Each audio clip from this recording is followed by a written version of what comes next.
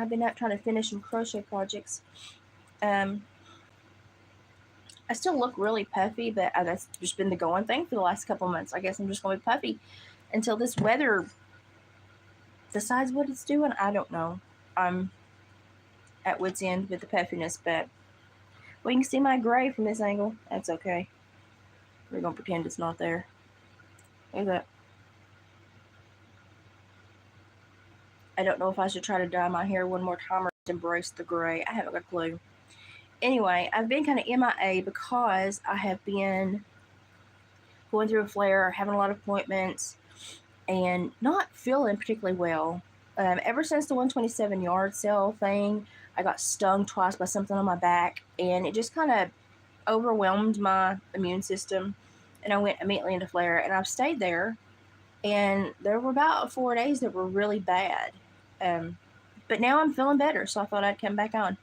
Hey, Serendipitous, how are you doing?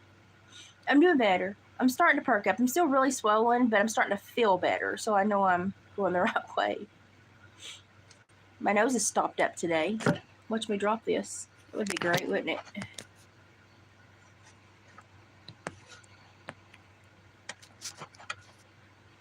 You know, I think it was like either a worm or an ant off the oak tree. I'm dropping everything I have in my lap. I don't know what it was, but it hurts. So I've been resting a lot. Or, so the thrift shop that I go to in town, they also are a nonprofit that helps families in the area. And they have a donation basket that has like ear warmers, beanies, scarves, small gloves, and stuff like that in it. And people can do a donation to the center and get something out of the basket for free. And, you know, I'm trying, like when I'm crocheting, I haven't really made myself anything. But I like to do and gift when I can. And I thought that was a really good cause. I know they've helped several families that I personally know, and of course the lady that runs the organization, she also runs the newspaper where I go up and help out sometimes. So I wanted to do something. So yesterday I sat down with some blanket yarn and I made 1, 2, 3, 4 leggy frogs. And this guy's a little bit smaller because he was the end of the yarn skein, and so he had to be a little bit shorter than the others. So I've made 4 leggy frogs to put in the basket, and then I learned a new stitch. Gypsy's been trying to help me learn new stitches, and I'm working on a pumpkin stitch. It's only about halfway done right now. It's very detailed, and I'm not going to show it to you until I see what it's going to turn out to be, but I learned a half moss stitch. Now this pumpkin does not have its stem or leaf on it yet, but this is a half moss stitch in pumpkin form, which is very pretty. It needs a stem and it needs a leaf still, but I really like the texture of that stitch.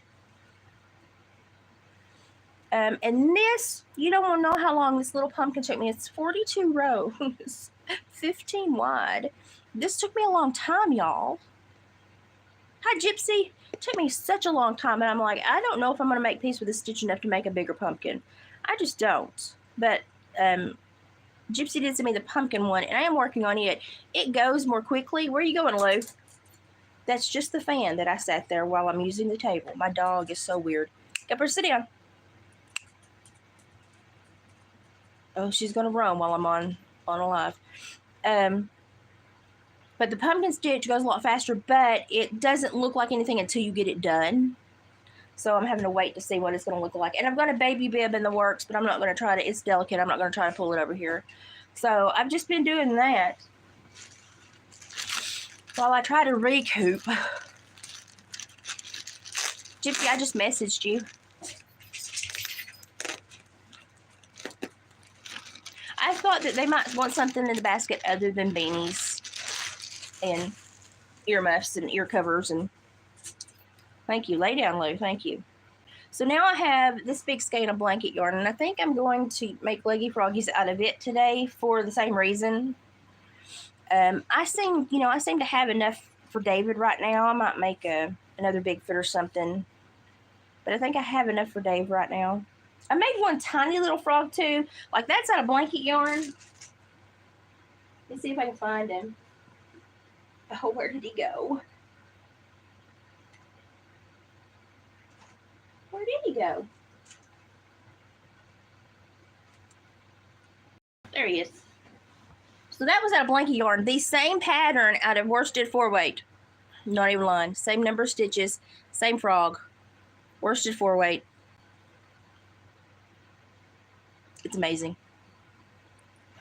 It's amazing. But, you know, thought I might put him into a keychain for somebody. Don't you dare go after that. I know it hit the floor. Don't you dare. Luna decided yesterday when the mail lady delivered her mail that she was just going to leave with her. And the mail lady was held hostage by my dog, begging to get in her vehicle until I could get up there and get her.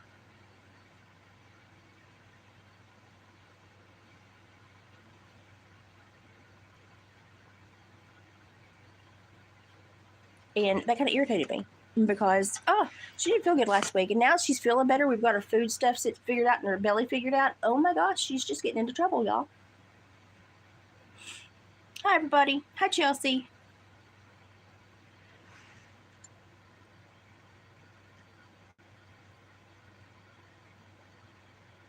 Hi, Mary. Okay, I'll check it in just a minute, Gypsy. It's nice to see Serendipitous in here. You know, we haven't seen Colin in a while. I hope he's okay. He may be on vacation, because he said he was like going to Greece or something for vacation. I think that's what he said. I may have completely made that up in my head. I don't know. I've had a few weeks of not the best health, so it could have completely spit that one out of nowhere. I think he said that. Pretty sure he said that. Well, I had somebody come in on the thing I said where, you know, is enforcing existing laws basically, you know, a good thing or a bad thing?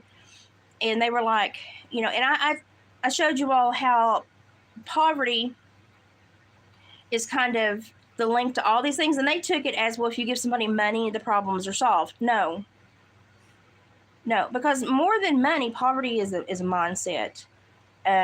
You can be poor and be happy and content and follow all the laws. Here I see it. But, you know, if you are absolutely just poverty stricken and just desperate, you will approve things in your mind that are not appropriate. And once you approve one thing, it's a slippery slope. You might as well just grease yourself up and slide down the hill on a piece of metal because you're going pretty goddamn fast. So it's more of a mindset. People that are constantly like, I don't have what I want, and they're upset about it instead of working for what they want, or realizing that maybe their wants aren't necessarily their needs and they need to get those things straightened out, they get very upset. And if they don't come to some kind of terms with wants and needs and what is practical in life, realistic, and all those other things, then it can turn into quite a debacle mentally, and you can start blaming people and making yourself the victim. And the victim mentality is a dangerous place to be, y'all. It's a super dangerous place to be, because then you will start to justify behaviors that are abnormal, that are harmful to others and harmful to yourself. It's just a very dangerous place to be. So no, giving people money would not solve the entire problem. It's such, like I said in the comments in the description, it's such a nuanced discussion because there are so many individuals that are in this issue. There's however many individuals are in the issue, that's how many different ways the issue is probably going to have to be attacked, because everybody's going to have a very specific issue. Why do I say that? Because everybody lives in a different reality. Why do I say that? Because your brain is your reality, but it's not everyone's reality. So, we're all in our own realities sharing a planet, basically. And some people forget that they're sharing the planet. So like I said, giving people money will not resolve the issue. It's a mind state, and it's a mental awareness and self-regulation state more than probably anything, to where yeah, I have no money, but I have the means to work. I have the ability to do things. I have to build a better support group. I have to look at different avenues of income. You have to get really creative. Or sometimes you just have to say, I can't have this now and I can't have that now, but I can make sure, that this is taken care of and that's taken care of. And y'all have seen me and David through the years have to deny ourselves a lot of things because it's just not realistically within our grasp. We know where we live. We know that I knew that even when I went to school, there was going to be an income gap and I was going to have to drive multiple hours to work. And the realization, but I really wanted to help this area. Now, did I know I was going to end up with a neuromuscular disorder and my body not quite functioning? No. But life throws you curveballs. You do what you can do. Therefore, several years when I was going into this disorder, it hit me full on and I was kind of making peace with it, still I didn't want to be on disability. I wanted to work. So for many years, I tried to do clinical hours and do group therapy to kind of bridge the gap for income, but I was still having to drive 4 hours a day, which was not really logical with my health. And it took numerous hospitalizations for me to finally say, okay, yeah, I can't do this anymore. I actually took my doctors telling me that it was going to get bad if I didn't stop trying. So money doesn't always solve the problem, and having money taken away doesn't always create a problem. It does, however, create a need to reevaluate life choices, and what you like. I used to love to go get my nails done when I was working, and they expected me to look a certain way, so I'd go get my nails done, and I'd look all prim and proper and pretty. I slap on 25 cent to $1.25 fake nails and just roll with it now, baby. I don't care because I can't do that anymore. Yeah, I like the way the nails look, but I'm not going to pay $50, $60 because it's not practical. It's not realistic. And if I want pretty nails, I get press-ons and I'll do them myself. Most of the time, if I'm, I don't put them on unless I've got somewhere to be. I had appointments this week, so I put some on to look nice. It's just a reevaluation of self. A lot of these people don't have these skills. And this is another nuance of that discussion, and I'll try to get in the comments in just a second. A lot of people don't have these skills. And so they find themselves in a position where they, number one, are not mentally prepared because they've never had this issue before. Valid. Maybe they're having a mental health crisis. Valid. They don't know how to ask for help. Help is not available or affordable. All valid.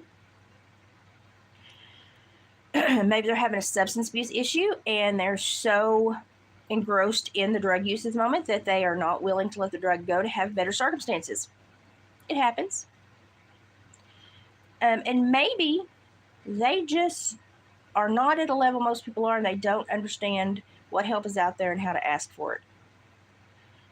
And there's a lot of reasons why people end up this way. Now, for me, working heavily in the criminal component of things for many years, I saw a lot of people that would choose drugs over safety for themselves, their family, their children all the time. It was frustrating. I also saw people that chose to live like that because it benefited their type of lifestyle. They were harder to find, harder to arrest, harder to extradite. I saw people that lived like that because once they became a felon, even if it was a low-level thing, they didn't care to break whatever law they needed to. So then they just, they gave up. They kind of crossed a bridge in their brain where they just said, screw all the rules then, and it went down a very bad path. And, they would move in on somebody's backside of their property and mess it up, live there for years, and people would finally need a survey or something of, the back several hundred acres of their farm. And they would find encampments where these people had absolutely wrecked structures, fences, land. In some places, they'd even stolen and harvested livestock. So it's just a slippery slope. And, I watched a lot of people being interviewed that were actually being removed from the park.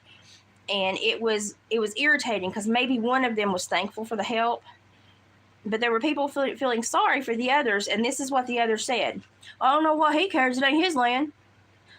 Yeah, you were in D.C. on Park, which belongs to the city and the government. It's supposed to be kept appropriate for all citizens. You're not supposed to reside there. Y'all know that we've been seeing this in my little town. Y'all know what I dealt with next door. There are so many different sides to this issue, but I will say that the most common denominator is that people need help and they don't know how to ask for it. They don't know how to find it. They can't afford it. Luna's going to snore. They can't afford it, and those are the people we need to be helping so that they don't turn to criminal components, criminal behaviors and actions, and they don't get sucked into the system that's very hard to get out of. Because listen, y'all, being a felon and doing supervision, it's not made to be successful. It's made to keep you a prisoner. It's made to keep you beholden to the powers above.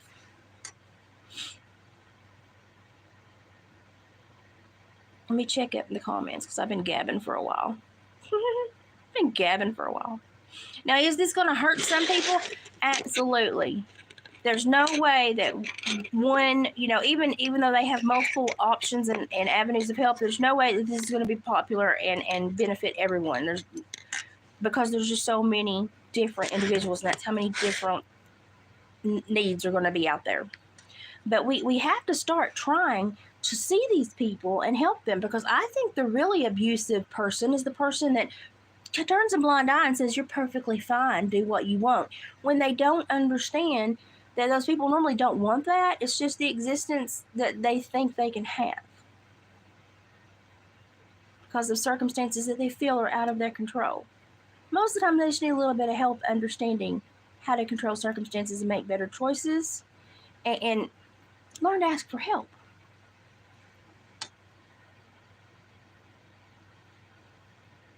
Gypsy honey, you get some rest. You've had a rough couple of days. Love you. Yeah, you give people money, Chelsea. They absolutely want more because money is a Band-Aid. And it doesn't fix the problems that created their issue originally. Usually it does not.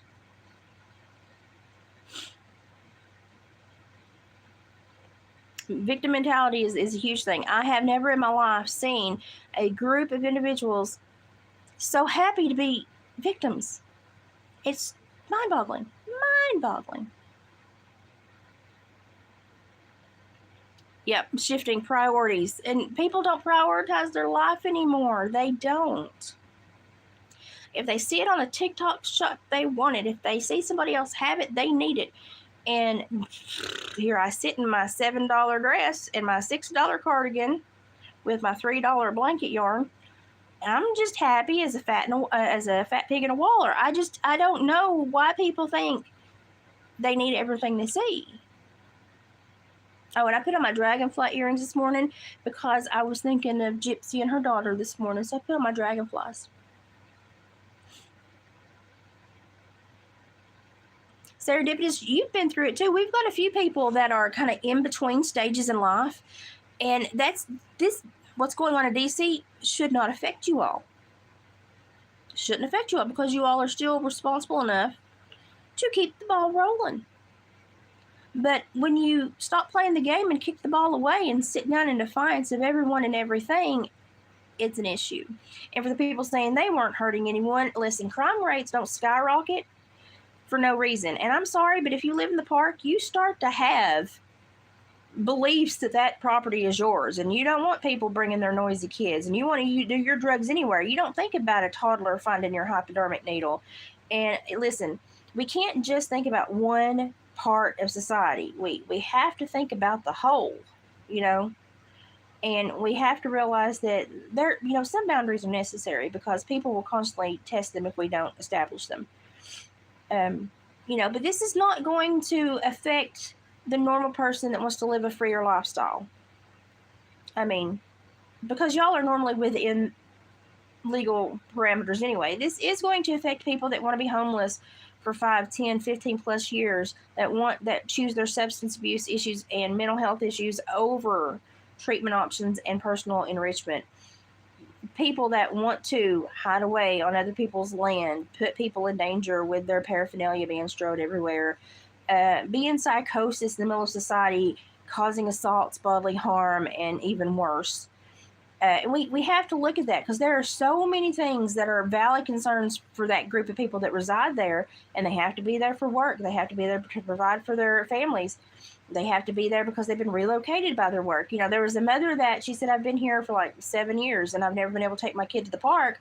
She said, because I don't want to get mugged on the way there. I don't want somebody to harm me or my child, and I don't want her to run up on drug paraphernalia and get sick, because somebody was in the slide shooting up, and valid, woman, I hear you.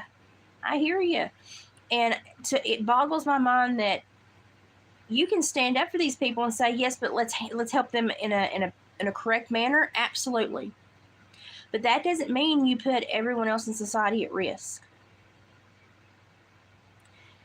And I don't really see a risk for these people, because if they go to treatment, if they choose to follow a program, those things are voluntarily based. They can leave at any time, unless they're there on a criminal component where that's part of their judgment order. Then it's a special condition they have to meet for the court.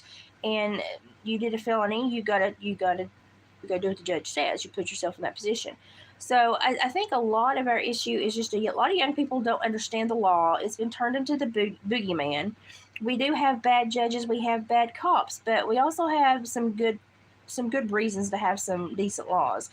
And we have to kind of tread a middle ground here and hope that we can actually improve this scenario, help these people, help society, and strengthen our communities, and y'all help keep our cities, especially the ones that people go and visit from, you can see embassy flags from the big encampment.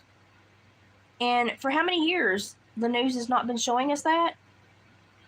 Y'all, I'm embarrassed for people to drive down my road because of how unkempt some of the yards and places are. They have to go down 2 roads to get to my road. I'm embarrassed. So when they round the corner to my yard, my grass is mowed. Well, it's not mowed right now because it's been too hot. And I told David's brother, don't. You'll stroke out. Don't do it right now. But but it's kept up. The fence rows are mowed. They're sprayed. The porch is set up for summer. Summer flags are put out. And you don't have to do all the bells and whistles, but if you just maintain your property, and that could just look like clearing fence rows, trimming hedges. If you just maintain your property, it goes a long way to kind of set the status quo and be like, I'm proud of my home. You should be proud of yours too. And people say, well, I don't have to look like everyone else. No, but listen, assimilation is about more than projection. Assimilation is about tethering a community together in a tight weave. And it's not necessarily a bad thing. There are parts of assimilation that benefit families and people and enrich their lives, and it's a very necessary thing to keep society strong and to keep a very strong social group. It's why we don't have community components anywhere anymore, because people think assimilation is bad. It's not bad. It can be bad. Anything can be bad if taken the wrong way. But,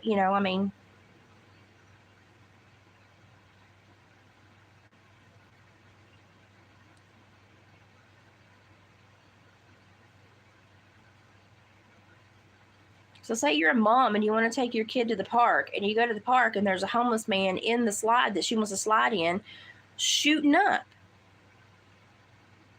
Would you feel a little grumpy, a little threatened, a little scared because you wanted to go to a place that your tax dollars are supposed to keep up and maintain to let your child use the facility that you helped provide for the community, and feel like you're in danger, your child's in danger, and there could have been a huge issue had he, left a needle on the slide and you didn't see it, or... And then you've got to look at it from the guys, the drug substance abusers viewpoint. They don't have anywhere to be, so they set up a home. And then when they set up a home, they start feeling a little territorial. They don't have the wherewithal to maintain themselves right now, so they kind of put a jurisdiction on this park, and they see it as home. So They want to do what they do when they're home. And sadly, that's what they do when they feel at home. And, they're not thinking about kids, and they're mentally not able to when they're in addiction. They're mentally not able to when they're in psychosis. And some of them are just ply blank too hateful and self-centered to care about anybody else. And there's going to be 50,000 different ways to look at this, because there's going to be 50,000 different people that it's going to affect. So we can't just feel sorry for one group and not look at how it's going to affect another group. We can't do that. And no, giving the people money will not resolve the issue. Giving everybody a livable wage will not resolve the issue. Because, listen, if you can't balance your needs and wants, you probably can't balance your checkbook either. Just a guess. And you need to be learning some life skills. And you may need to be in a placement facility where you're learning those life skills. And I still stand by what I've said several times. The worst thing that ever happened is when they stopped all the institutions, and they released everyone back to their counties of origin, because many counties did not have the resources to take care of these people. They do not have the training. They do not have the organizations in the community to hire, train people. Many of the families did not have the money. This is where insurances really became bloated and fat and happy. And it just ended up not being a good thing. Now, for the people that were possibly treated poorly in certain institutions, or had nobody to advocate for them, or had an institution that did not treat them well, like that one nonverbal autistic man that I cared for, absolutely I understand that it probably seemed like a godsend to them. But I worked with him. He had to have he was level 6. He had to have 2 people with him at all times because he was violent. I came home with black eyes and a half-broken nose. I can't tell you how many times. I was in the ER. Every time they'd see me, they'd be like, "You got mad again?" "Yeah, I got mad again. Can you patch me up?"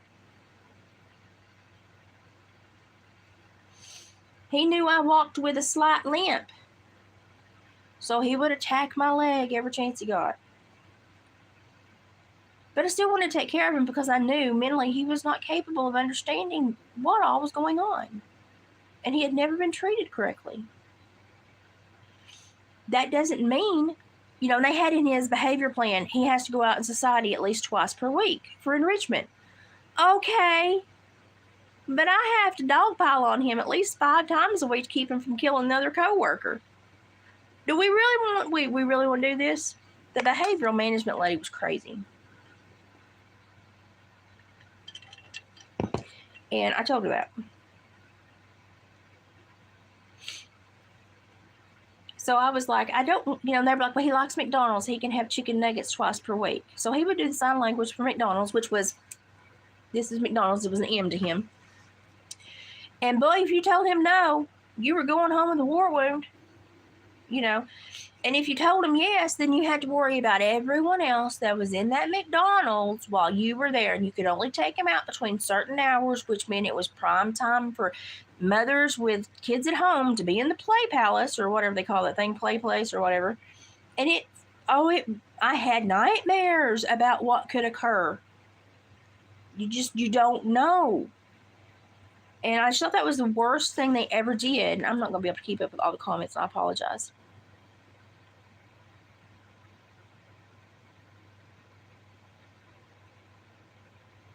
Serendipitous, you're right. Lots of trauma, and some people thrive on it, and some people run from it. I normally lean in, and I work a little bit better when things are getting crazy because I'm a problem solver. After it calms down, I'll go away and have a breakdown, but I'll be okay.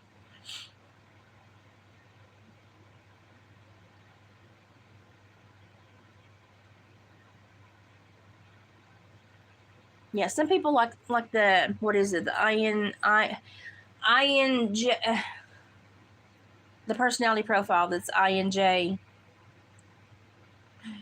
Oh gosh, this is too far back in my repertoire. Anyway, those people actually want more challenges. And sometimes I'm like, is that me?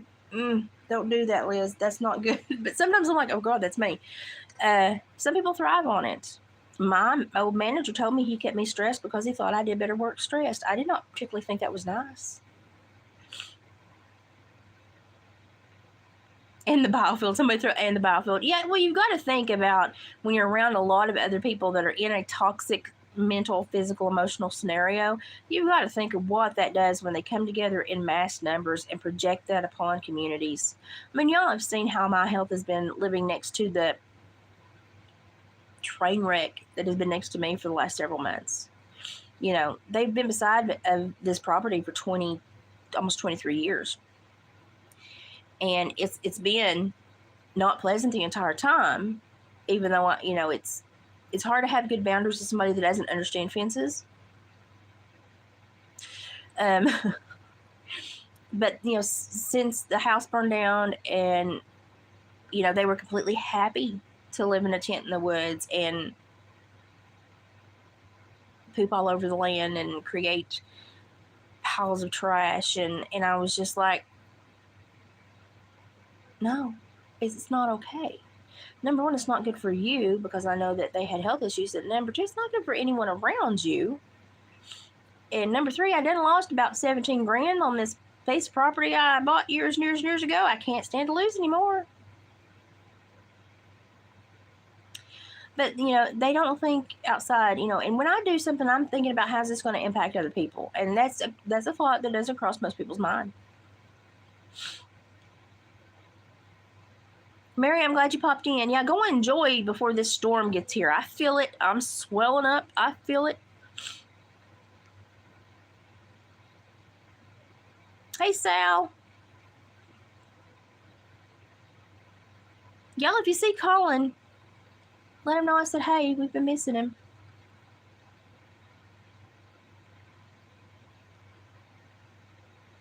Chelsea says that she's the kind of person I'm talking about.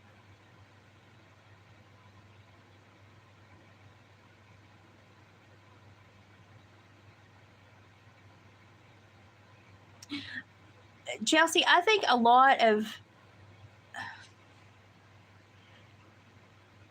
I'm not going to say that the world dumped on me because I don't believe that at all.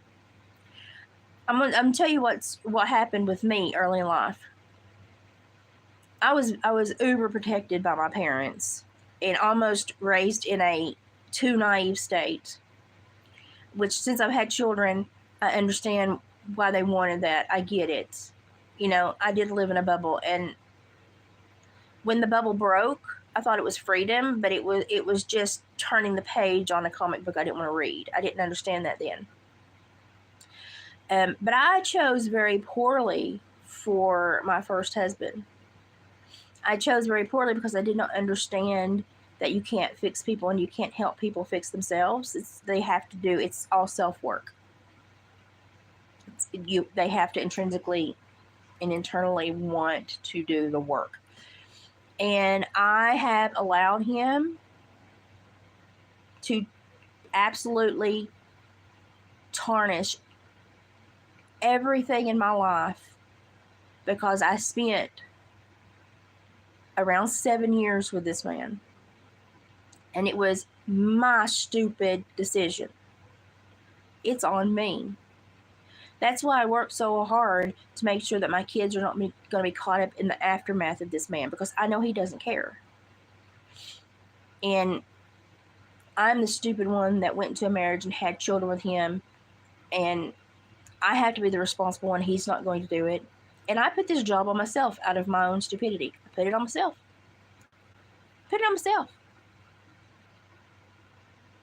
I saw what he could be, and I fell in love with that. I didn't fall in love with what he was. And that was the problem. Now, had he been a horse or a cow, I'd have said, send him to the glue pen, put him in the dog food pen. I ain't taking him home. But he was a person, so I made allowances. I talked myself into it. He has such potential. I didn't need to see that. He did. He never did. Never did. He got really tired of me asking him to do better and be better. So,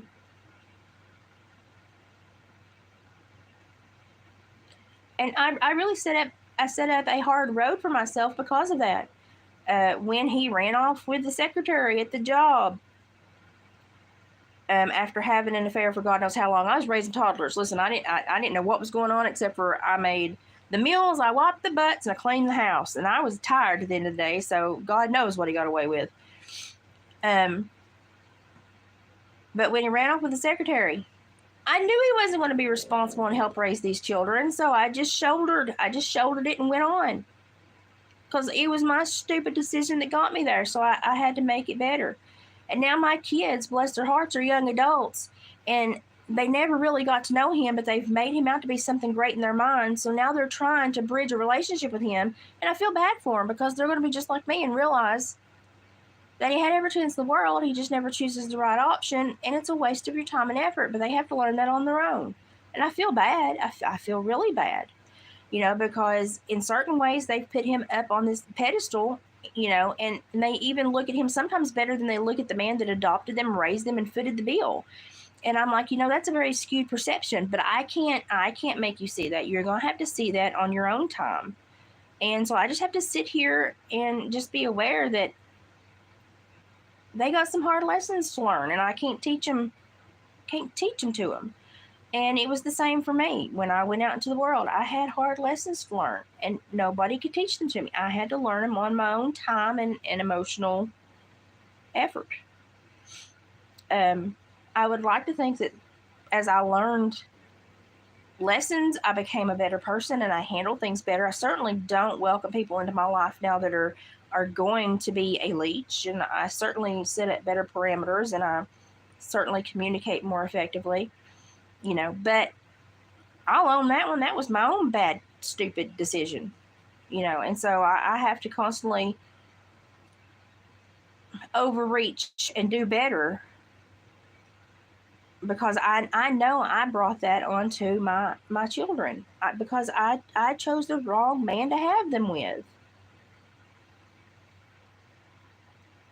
I firmly think the Lord would have blessed me with my kids no matter who I was with, but I chose the absolute wrong man to have them with. Leggy Frog has arms now, if you're maintaining them. If you're wondering about what I'm crocheting.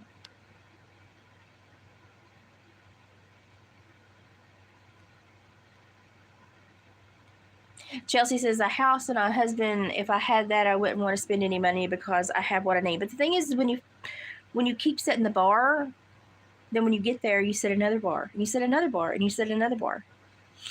And that's natural, but you can also put yourself in a really big bond with that. And so a lot of people, they get what they need, and then they get mixed up with needs and wants, and then they set another bar. And it may not be appropriate, but they think it's the next logical step. And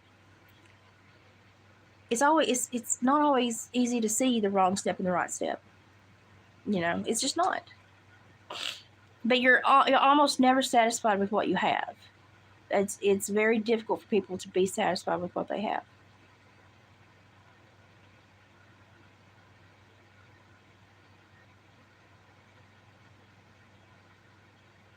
And Shifting says, ubiquitous sound weapon whispering in everybody's ear. Yeah, you listen, I'm not even gonna lie. I've been hearing high tones in my upper right and mid right ear for about a week now. And it's about midday about 3 times. And y'all know I have screwed up ears, so I'm like, what in the crap is that? And it hurts. And we've been seeing a lot more air travel in my area, which normally only sees medical, choppers, and military.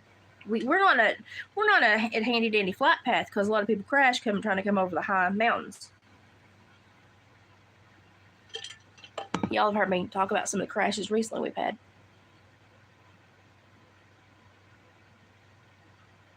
Ashley says, I'd rather be down by the river. That made me think of Chris Farley, living in a van down by the river. Thank you. What is that, Brit? Is it Brit Coop? Yeah, thank you. INFJ. Oh my gosh, I had such a in my brain. Thank you. That's it.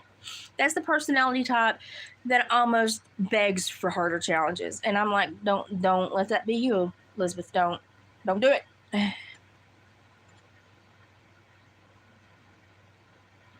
There you, yeah, Serendipity just got it too. Thank you. I'd be an awesome person to have on a think tank. Woo, I don't know. I would like to, because I have worked in so many different realms of it's kind of like social compassion careers. But at the same time, I've had to enforce laws. So I've had to straddle that fence a few times, and it gets uncomfortable. I'm not gonna lie. I wouldn't care to sit down and be like, hey, let me tell you what I've experienced. You're going to run into about 3 different kinds of people. The kind of people that don't think they need the help, the kind of people that will say, okay, yeah, I might need the help and we'll take it, and the kind that says, screw you, and those are about the 3 types of people you meet.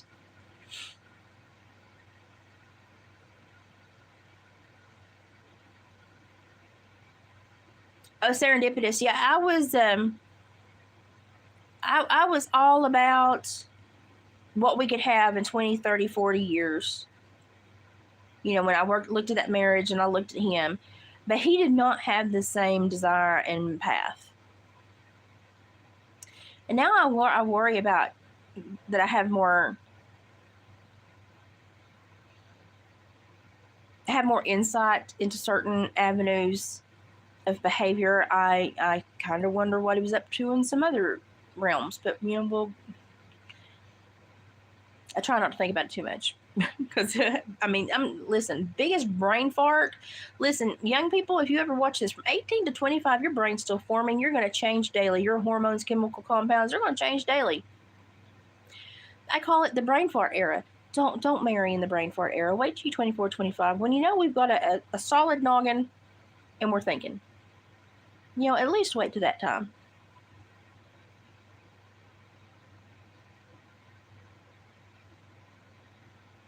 Yeah, expectations can be hard, especially when we have unrealistic ones. Are really hard. Yeah, shifting. We do it with our hopes and dreams.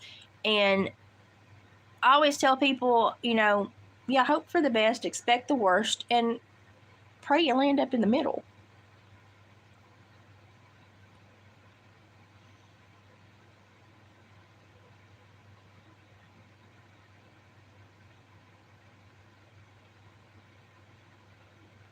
Well, thank you, Chelsea. I did. I got out of that marriage and decided that forward was the only way to go, and knew that it was going to be me with the kids. I really didn't think I was going to meet anybody I ever wanted to marry again. If I hadn't met David, I would never have married again. I just don't think I would have. And because I don't think I would have been able to have co-parented and had a blended home with someone that already had children. I learned in my first marriage that I don't share well. And I thought that even that would probably irritate me, and I was like, we're not going to do that. So, if I had not met David, I just really don't think I'd ever remarried. I really don't. But I made my education a priority and just put my nose down and plowed through it. I just had to. Well, Chelsea, I was not always a great person. I was not always great. In that marriage, I was very angry. When I figured out what I was locked into, I was very angry. And, and he was probably 135 pounds soaking wet. I remember his Wrangler size was 28-32. He had a tiny waist. He prided himself in being a little cowboy, but he was about as cowboy as John Travolta was, an urban cowboy. He portrayed a lot, but he wasn't real. And had I probably had a little bit more leniency where I could have got to know him better, I probably never would have married him. Probably never would have.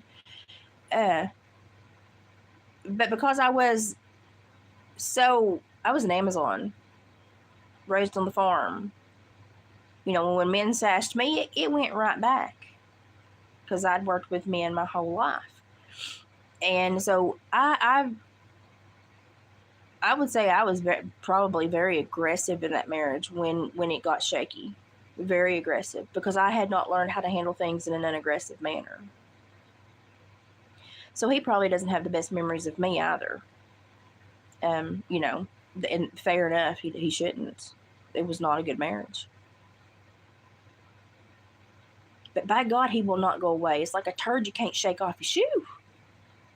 It gets frustrating. I just try to raise the kids and go on. He never paid child support. I think he paid like $1,100 back to the state. He got a child support attachment. I don't know, but the only child support we ever got, we had put in savings. And when he called and wanted David to adopt and wanted to terminate his parental rights and get away from it, so he wouldn't get put in jail, basically. We had to pay for the adoption, and then we had to fence the property because of people's dogs. We had a younger neighborhood then, and young families here, and they all had dogs. And there was a boxer dog next door that kept charging us when we would get home. If it was out in the yard, God, it was just Katie barred the door, you were going to get charged. And I told the neighbors, if it charges me again, it's going to die, And we chose, with the money that we had gotten and put in savings, we knew we weren't going to get any more after the adoption because we didn't make him pay. Now, the judge said you can still make him pay because he's choosing this. So we can still slap him with a percentage of the child support. And we was like, no, we just want him to go away. So we used what we had in savings to fence the property. And we fenced it ourselves. We just bought the stuff to do it. David can build anything. I had to do an awful lot of work on myself. It was hard. It was bad for a few years. It was frustrating. A lot of changes. And I had to pare down who I dealt with in my own life so that I could make the changes I need to make. And people got mad because I was like, sorry, but I can't be in the middle of this. People got really mad. I'm working on some things. I can't be in the middle of your issue. I have to deal with my issue. They got mad. It's okay.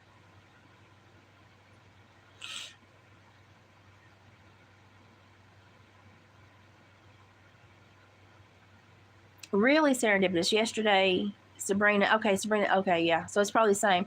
She messaged me yesterday and sent me some stories about the weird colors in animals. And a lot of people said that they'd heard it was rat poison. Let's hang on, sidebar conversation.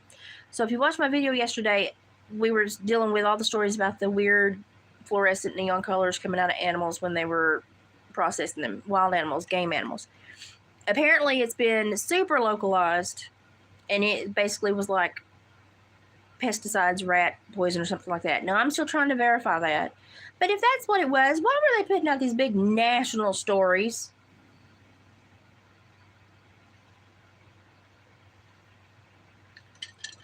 That's like me stubbing my toe and wanting ABC to run it on the morning news. It doesn't make sense. I still think there's something going on.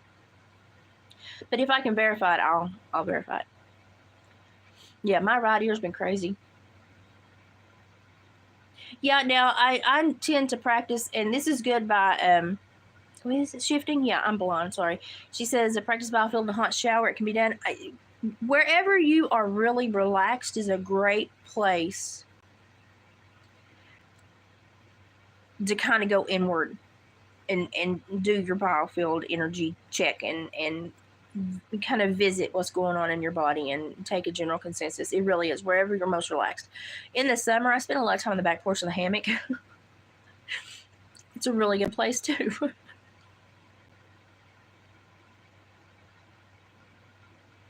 Serendipitous, yeah, that's those personality profiles. They are pretty accurate, I will say.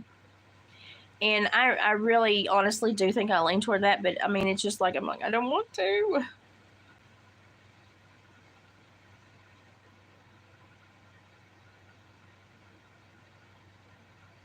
Okay, Chelsea, this is a great comment. She says, I feel that the government is setting rules and cultures for every generation, and they can play with this and that for the outcome.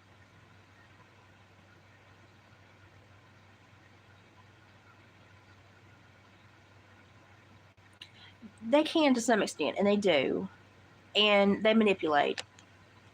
And sometimes I think that the history we learn is not the actual history because, if you look at a lot of the textbooks that are written in the schools, those textbooks and the person that printed them was heavily influenced by a certain political party.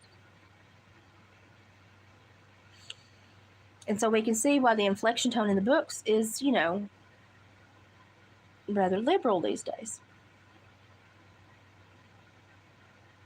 Yeah, learning how to control it. Basically, Chelsea, she says, learning how to. We would all be better if we basically had our biofields in check. If we all could keep a check on our energy and what we put it out toward and what we receive back, and how we blend our energies, and what we actually offer when we interact, it would be amazing. The change that society would see would be amazing.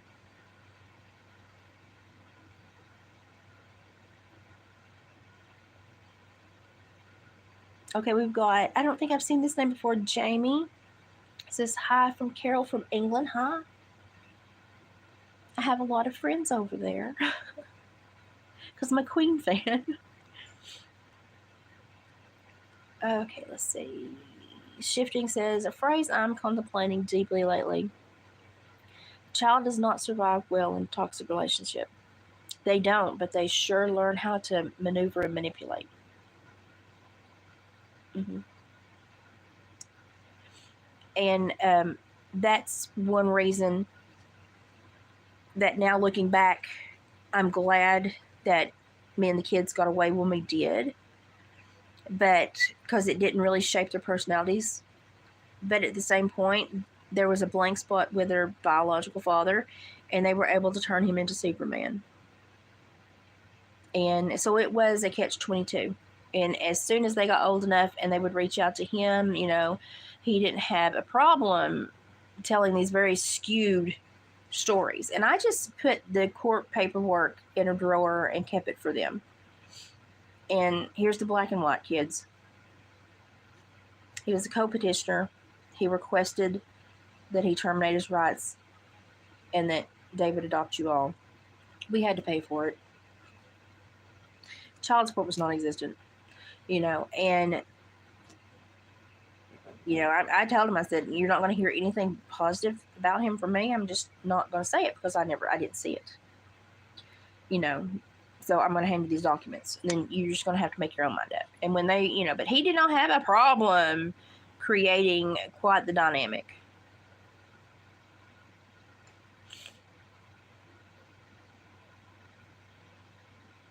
We're going to try to go through chapter 7 later today with the electrical illnesses. That's my hope, that I'm up and going and going to get, you see how swollen my eyes are? I'm hoping that I get a lot of the swelling out of my eyes so that we can do chapter 7, because I have to read my own notes, and that's getting harder as I get older. Y'all have such good conversations in the comments. I really appreciate that. I know, I wish we all lived closer, serendipitous. We would have a great little support group going on. I mean, we would be out fixing playgrounds, helping the elderly. We would be raising money for this and that. It would be great. Just to have like two days a month where we could like meet at the local library and talk. It would be great. Oh, well, serendipitous, she says righteous anger is okay. I don't think my anger is always righteous. I call my own bet on that. It was not. It was not good sometimes. Well, thank you, Serendipitous. I appreciate y'all. Because when this disorder hit me and I was just, the breaks happened in life, I did not know what I was going to do, because I am a very social creature that is, I have to talk things through, and I like to have feedback. And when you're homebound in a very rural area, that is, it can feel like you're just being suffocated. So this is really an outreach for me, and I like to share a way of life. I think David is very interesting for the things that he does, and Appalachia's been misrepresented a lot, so I kind of wanted to help in that regard too. But if I had to sit here alone, just like completely alone, I mean, I know I'm physically alone most of the time, but like feeling like I had been just absolutely abandoned by society, it would not have been a good thing. It would not have been a good thing. I keep seeing like makeup on my nose or something that's not blended, probably. I'm about half blind. Y'all, my eyes are not doing well, and it's the muscles. Every day my muscles work differently, and it's frustrating because none of my glasses really work. I have to go like through 5 pair to find one that fits today, you know, and it's just very frustrating. I am, however, finally starting to deflate from the change in my thyroid medication. Hallelujah. So, and I take like 2 medications regularly. And for all my issues, that's amazing. And a lot of people, my issues, they have, gosh, I mean, and I'm just not going to take a bunch of goddamn medicine. I know I had to take these stupid thyroid medicines because my thyroid was giving up. It was about to go live with the Lord. And that's, you know, I made peace with that. But my body does not like medication. As we've all seen, it doesn't like changes in it either. So, but I just didn't know how I was going to process and cope with the silence when I have worked so hard to be out there, you know, in the freaking foxhole in society, you know, helping. So it was, I remember days and days, I just cried because I felt like I had been absolutely just mugged and had everything taken away from me.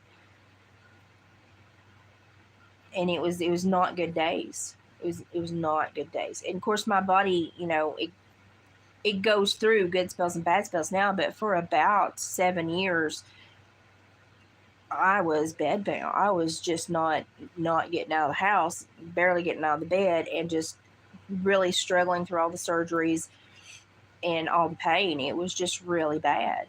And it was just a bad place to be. And sadly, when the nerves started dying and I started having huge dead spots in my legs and my torso, and, you know, most people would be upset. I was like, no, I'll take it. I'll take it. I'll learn how to walk with a flat foot so I don't trip over stuff. You know, I'll figure it out. I just, you know, I want to be able to function. And I know that the doctors thought I was crazy when I said it, but I meant it. I'm good. Well, yeah, serendipitous neuroplasticity is one thing that I really worry about, cognitive retention neuroplasticity, because if you're not challenging yourself and you're not kind of keeping everything moving and working, you're going to lose it. And so that's why I kept reading and I kept researching and kept doing, but it's also just so much a part of me. I remember being a teenager and a lot of A Night at the Opera, was it A Night at the Opera or Day at the Races? One of those. I had a lot of songs that were based on some Shakespeare and some other stuff, and, you know, I would just research the words or the stories. I just wanted to understand. And I was like 14 doing that, 13, 14 doing that. I've just always been one of those people. I'm aggressively annoying. I know I am. It's like David when he needs to learn how to spell something, he'll just come to me and go, "How do you spell this?" And it'll usually be one of those funny words, and he'll go, "Really?" And I'm like, "Yeah, really." I'm one of those people. And I annoy myself sometimes. It's okay. You can put it in the comments. I annoy myself sometimes. Because I just pop off with weird facts. Like that time I was making salmon patties with Mom, and I had to tell her that, did you know why salmon became such a staple in Appalachia? Because we used to have this digestive issue based on a mineral or vitamin deficiency, and it was prevalently found in salmon in a high number, and they subsidized, the government subsidized salmon so that basically everybody could purchase it, and it became a staple in Appalachia because that's the only way that poor people could deal with that disorder in their gut. Luna is on her back with all 4 feet in the air, just wallering. You're strange, dog. Yesterday, she did not listen to me, and she tried to leave with the mailman or the mail lady, and somebody had to go get time out. She was not happy with me. I was not happy with her. Because had it not been the mail lady, somebody would have scooped her up. So she had to wear her little collar that goes ping, ping, and vibrates when she gets out of the realm yesterday, and she was mad at me, buddy, but I told her, it sucks to be you right now. That's what happens when you don't obey. So she's learning, she's feeling better, so she's learning more about her boundaries. But she's feeling better. I think I would like to visit the Southwest, but I don't want to live there. I don't think I would enjoy it. I really don't. And I don't know why. It's just a vibe I get. I just don't think I would enjoy it. Now, I love the color palette and the idea, but I just don't think I would enjoy it.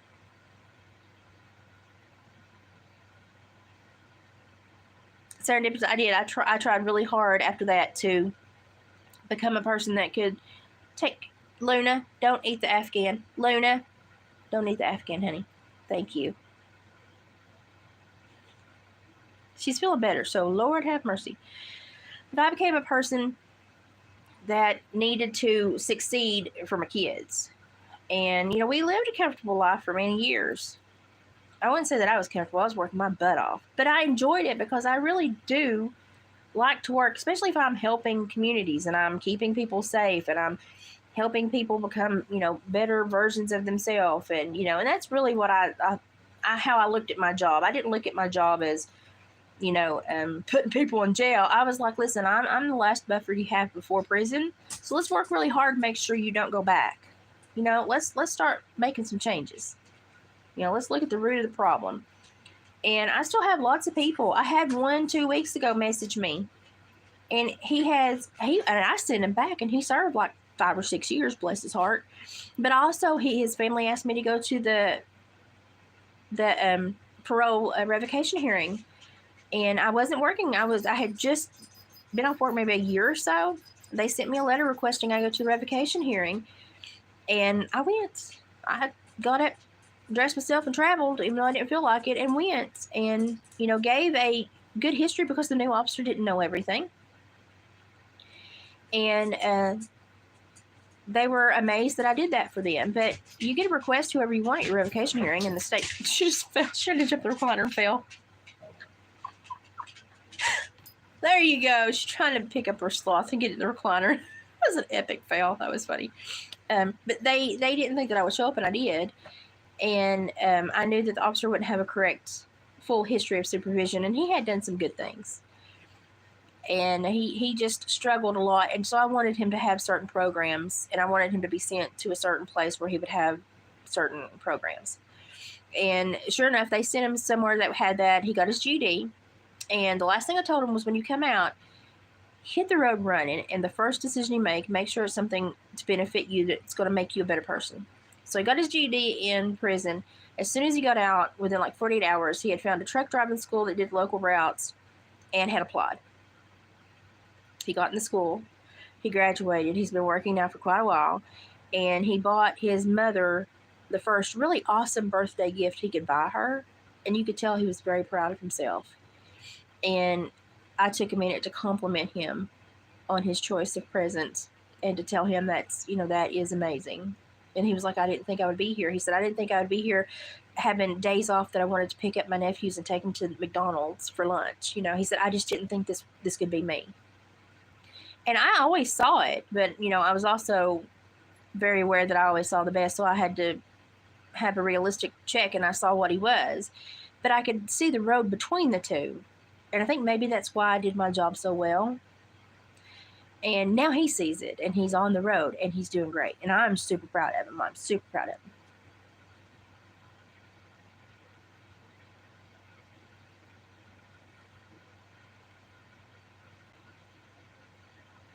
Chelsea, honey, I'm sorry you're going through all that. I had to voluntarily say adios to my uterus at 30 and the ovaries at 31. They were belligerent little boogers. They like to grow things that shouldn't grow there. I've been watching Hurricane Aaron too. Having a kid that lives that close to the flipping ocean is just nerve-wracking. Yeah, I know, and I have thought about Helene a lot because, my body has not been right since that flipping hurricane. It's not been right. Y'all know the problems I had during Helene, and then I had that bad fall the weekend that came through. I was not functioning, and I know exactly what it was. I really do. Yeah, I've not been, the last couple weeks I've not been thriving. We'll just say that. It is serendipitous. It is literally the most painful disorder known to man. And I wouldn't wish it on anyone. I wouldn't wish it on anyone. And so when you lose me for a couple of days' time, when I'm on here, I'm really putting my best foot forward, and I don't always tell you what I'm dealing with. And I try to only really do a lot when I'm having good moments, or when I'm coming out of a bad moment and I need to put my brain in a healthy space, a healthy, happy space. And that is kind of what I use YouTube for, when I need to get back to me and I need to pull myself forward and pull out of a flare, or remind myself that I'm useful in different ways. And it's been a struggle. Since Elena, I've probably had more ups and downs. But the last probably couple months have not been good, and the last couple weeks have been very bad. And I don't show you all a lot of that. And I've dealt with this now for 20 plus years, and most people don't make it that far with this disorder. There's a chopper going over.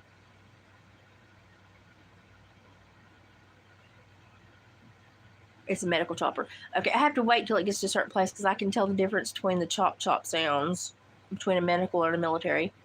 My ears are so strange. But it's very difficult, and a lot of people, it's just too hard. And I completely understand that. And had I not had my nerves begin to die, I don't know where I'd be today. I don't know where I'd be today.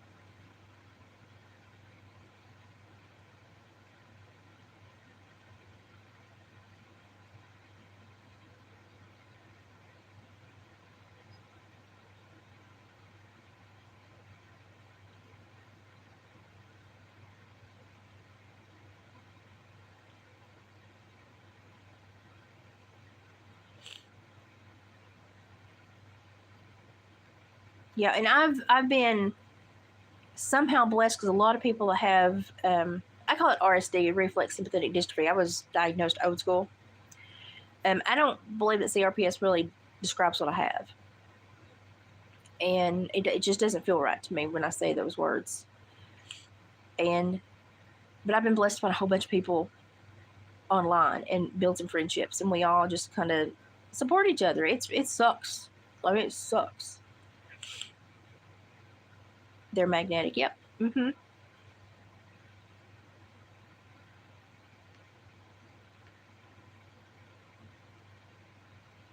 Chelsea, I've talked to a lot of them, done some work.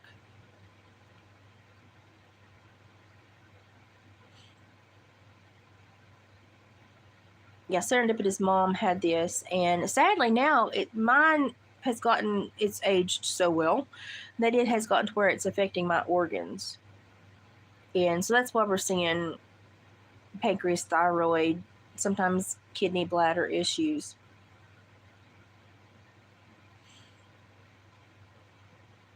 Yeah, shifting, yeah, the magnetic poles, and yeah. Mm-hmm. And of course we're going through a seasonal transition right now, and so we're tipping, and there's a lot going on.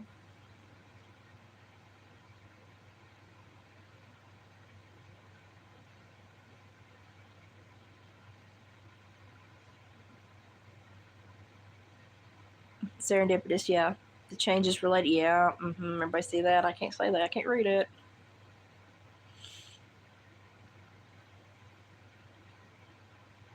Yeah, serendipitous. Yeah, I have a lot of those issues too. Much better now. But like a few years ago, if you watched my channel, I was just in the flipping hospital every little whip stitch, because my pancreas just wanted to die. Is it bad? No. When they did the where they put the coil over your abdomen and they really look at it, it looks like perfection. It just goes, okay, I'm not gonna work today, and that can kill you. It can kill you quick. So I'm still dealing with a lot of this disorder. I just have a really good John Wayne face. That's it. Oh, Mickey, well, thank you. I don't know if I'm an inspiration as much as I am just a status symbol of surliness.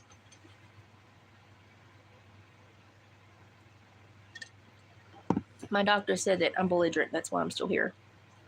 Probably true.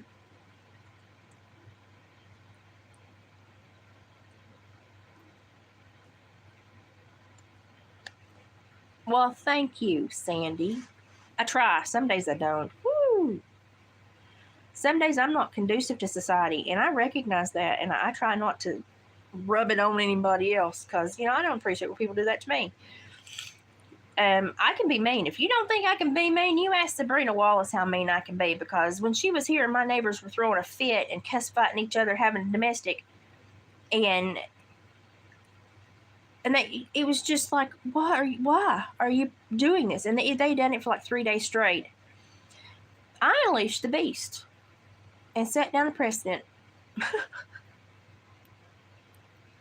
And so when I tell y'all, when I hit done, I hit it about Mach 90 and I'm done. She saw me hit done. It wasn't pretty. I can be a hooch in 5 seconds. I try to never go there because I realized that I spent a lot of my young life there, especially my first marriage, because I was in such a bad place. And I don't really like that side of myself. However, I hang on to a little bit of it because I also know it's a survival skill I'm probably going to need at some point. I just try not to access it every day because it's not pretty. It's not pretty. I'm big enough to be dangerous, so I try to smile every day and be nice. But I mean, I fully know what I'm capable of. And I thought maybe I'd kind of scared her. She's like, no. She's like, we just knew you had things under control. And I was like, okay. I felt really bad, though, because she had come to visit me and my neighbors were putting on a Jerry Springer show. I mean, it ticked me the crap off. Not going to lie. Keep your business your business. Don't pitch it toward me unless you want me to handle it, because I will. I think they figured that out that day. Well, I mean, they knew it for a while, but listen, when you're an active use and abuse of a drug, you don't think about other people unless they become bigger and a bigger issue than you. And I became a bigger issue in that moment. Sometimes you have to.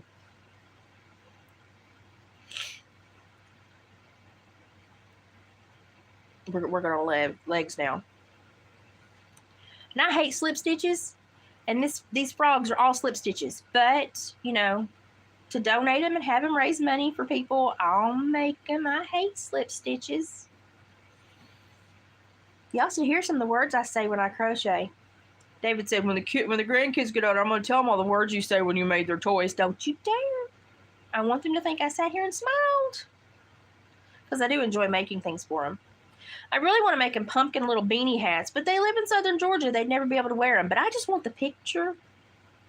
And my daughter completely understands that. I just want the photo.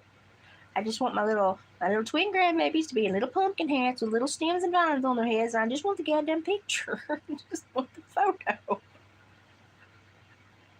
Will I sit down and make them for 2 days to get a picture? Absolutely. I will. Y'all, I wish I had the body to where I could just go back and forth and spend time with them. Because I was in hog heaven. But y'all know how hard it was on me to travel. And when I got back, how sick I was. And I was in hog grandma heaven. Y'all. I would be depleted of energy at all times if I were there. Because I would constantly be like, can I come over and play with kids? Can I come over and play with kids? I would absolutely. Now, I think that kind of the little grandbaby void is probably going to get filled very soon because y'all know Jonah and his fiance are expecting, and it's gonna be a little boy, and so it's going to be a kid that's I'm going to be in his life. I can guarantee you that.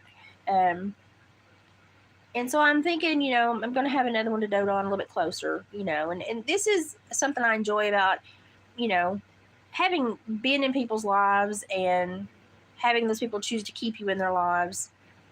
This is one of those blessings that comes from it, and I'm just ecstatic that people love me enough to, come back and be like, no, I knew you as a kid, but I want you to be in my life as while I'm an adult. It makes me very happy because I genuinely do enjoy people. And especially, when we're in a family type relationship, I terribly enjoy people. And I wish I were not so far away from my grandbabies. But I also know that I raised terribly independent children. And I needed them to be independent, and they needed that independence, and they needed to know that they could conquer the world if they wanted to. And I knew they wouldn't stay close to this place. I knew that when I was raising them, there was just nothing here for them. I didn't know it was going to be 9 goddamn hours away, though. But, you know, and even if I were to drive to an airport, fly, and then drive from the other airport, I'm still going to be driving 6 hours. So I might as well just drive the other 3. But David and I are looking at his PTO this fall and winter and hoping that maybe we can get a break and schedule a trip. If she cannot come up this fall like she's actually wanting to, then we're hoping we can get a trip and go down, because he has never got to meet them. And it's kind of made a void in him.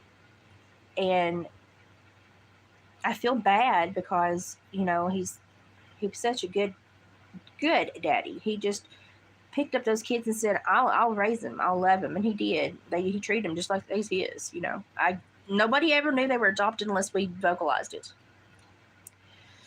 And I hate that he's not getting all the pop time he can get. But I you know, and the way he treats Luna when she's going through a seizure. And I'm one of those people that, like, I will sit beside her, and if she starts to choke or something, I'll tip her to where it can drain out of her mouth. But I'm just going to let her get through that seizure, and I'm not going to irritate her. And because that's the way I was trained by vets and stuff, because I took care of the epileptic horse. That was an event. But I've learned with Luna's behavior that she actually enjoys when David puts his hands on her during a seizure, tips her up, talks to her, and wipes her mouth. She looks for that now when she's having a seizure. And so that's what I've started doing with her. She's not had many. She's not had one in a while, knock on wood. And her digestive issues are starting to disappear. I just hope we stay on this path, because we've got a lot that we'd like to expose her to and build up her confidence in herself. And, you know, and it may be that she doesn't stay with us forever. It may be when she gets healed, she finds an energetic young family to go play with. Or if her health stays bad, it may be that she's here and that's why she's here. We don't know yet. But I want to teach her how to be a very well-rounded animal. And if that means she ends up with a better placement, then I'm okay with that. I would want what's best for her. But David treats her so tenderly, and I'm like, that's why. That's why you didn't get a newborn, because you would have been up all night poking it to make sure it was breathing. That's why you got my kids. This I understand now, because he'll just talk her through a seizure. He'll get down on the floor with her, and that's why it was so hard for me, you know, to want to take her anywhere when we first got her, because her safety was here. And she still, no matter where she is, she's looking for David when it's time for him to get off work. So my brother's been in a lot lately. I think my aunt's going to be visiting soon. Probably be back down to the farm soon. I think Mom and Dad are wanting to go see the new grandbaby out in West Tennessee. So I expect that they'll want me to Oliver sit, the cantankerous old gentleman. And so Oliver sit and water the hamburger pen. Those are my duties. So I expect we'll be back down there. David is so caring with that dog. And I'm like, that's why. You were made to be an adoptive father, because you would not have slept for the first 2 years of any kid's life. You would have been like, are you alive? Are you breathing? Are you okay? Or, you know, he would just have, you know, and out of, you know, all the great reasons why to do it, you know, but he would have been an emotional wreck. But it's very sweet. He's very tender. And to see David, you wouldn't think he's very tender, but he's very tender with Luna. Last night she didn't feel the greatest. She ate too much, and she ate it too fast, because I'm soaking her food now. She gets a mixture of wet and dry, and I soak her food. He has 2 legs now, and I'm fixing to start to stitch him up. And she just ate it too fast. She was just being a pig. She just ate it too fast. And gave herself a little bit of a tummy ache. And she laid in his lap and milked that for all it was worth. It was the funniest thing. And he doesn't think I hear him when I go into the kitchen to do this or something. He'll be like, "Is my little princess okay? You feeling better?" And I'm like, "Oh my gosh, she's got this man whipped." And I know that in 5 seconds with those twin grandbabies, he would be exactly the same. I mean, he can't see a photo, you know, but just you can see it in his eyes that he just hates being so far away. Luna, where you going? Don't get into nothing. That's more of a prayer than a statement. We're just going to say it. Because she will. Good girl. Good girl. I got Leggy Frog done. I got to embroider his face and eyes and stuff him. Hang on. Let me move this. Hang on. Out of my yarn. Hang on. Hang on. Hang on. Hang on. I'll let you busy with Luna for a second. Come here. Say hi, everybody. My name is Luba Luba Lou. Luba Luba Lou. Oh, I love you too. You're such a turd, though. See, I almost left for the mailman yesterday, willingly. I saw the vehicle and thought, oh, they're in the driveway a lot. I just go with them. We're gonna go have an adventure with the mailman. Oh, Blue, honey, I love you, but not that much. Okay, there. Thank you. Say hi to everybody. Look right here. No, okay, they're down there. Yeah, down there. You want my hand? Oh my goodness. Oh, okay, don't lick me. Lou, you licked my whole chin, Lou. But she's feeling so much better. Her colors are coming out so much better. You can just see in her eyes, she's just feeling so much better. Can you grab my hand? Grab my hand. Grab it. No, not my face, my hand. We're working with her paws to get her to point and grab and touch and tap so we can teach her the buttons. Are you biting me? Are you biting? Gonna bite me? You don't like my nails? Oh, you think they're pretty? Okay. I love them pretty. I know. I love you too. I'm really thinking about painting hers pink one day. I think she'd let me. So she's doing great. She's getting kind of chubby. I mean, Boston Terriers are notorious, but and Lemmy, but she's getting kind of chubby. She's getting some muscles on her. And now that she's feeling good, she's breaking some rules now. I'm just going, she's breaking some rules. She got to learn a little bit, but she's doing a lot better. She's like, don't tell him about that. It's between us. Don't tell him about that. I love you. Just stop licking me. Snorty McSnorterson. She looks like a goblin when she comes running at you with her eyes off. She looks like a goblin. So she's doing great. She's whipped David completely. She's doing great though. And I think we've got most of the health stuff whipped with the quad wormers and everything else, and we've got her digestive tract happy at the moment. So she's doing really good. She's very thankful, as you can see. She's very thankful, and she loves being here. But y'all, I can see her playing with kids now that she's healthy and happy. And so if we get her to a point where she would be better with a more energetic family and they could, you know, her health is at a place where they can totally handle it, I would not be opposed to it. I just want her to be happy. We did play fetch yesterday until she destroyed her toy, so I've got to sew him back up. Mr. Duck has been wounded, so he's going to have to be fixed. God knows where the squeaker went. We lost it in the yard somewhere. I'm sure that Daniel will find it when he mows. But she's doing pretty good, except for now she trusts everybody instead of trusting no one, and it becomes an issue when she wants to live with the mail people. So we just have to make sure that the mail carrier knows to, if she's outside, to make sure that I get a handle on her before they try to vacate the driveway. I have a really good mail carrier though. We've got 3 that go in rotation. They're all pretty good. Well, that one little boy struggles sometimes, but she just looks so much better, doesn't she? Just her eyes, her color, her behavior. Boy, she can really test the boundaries. I'm not going to lie. But David has fallen in love with this dog. He loves her. She's a snuggle bug. We both love her. And look at you, just how can you not? I mean, she's just a snuggle bug. Boy, she gets. See, we have to have boundary discussions sometimes, and I have to assert that I'm alpha, and we don't touch certain things in my house, and that was inappropriate behavior, and she's learning.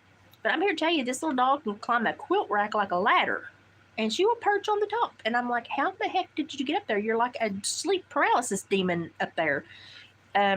So we're reconfiguring the way I keep up with my quilts because it ain't gonna work with this one. It ain't gonna work. Here, let's read the comments, Lou. Hey, Ophelia's in here. Ophelia is going to be the new owner of Philroy. Maybe that's why I named him Philroy. Ophelia. So he's going to be getting mailed soon to go and be in his new home. And y'all, she has been doing some amazing work.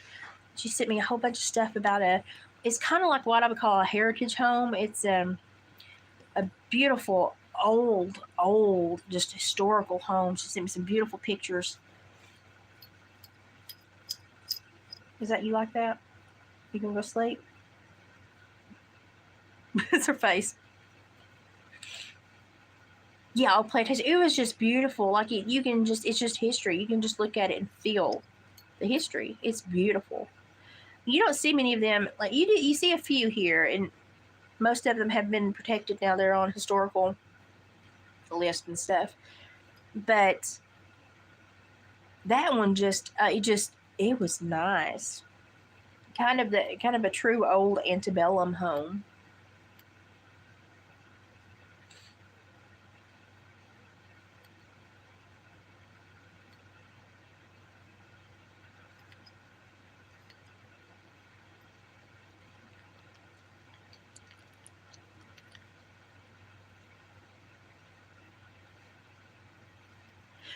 Chelsea, we do have multiples. Yeah, we have 2. I try to give you different names when I get to know your personality profiles and stuff, but sometimes it doesn't always work. There you go. There's the other one. Popped into the chat. She's ready for a nap. She's been up rolling, playing, cruising the house.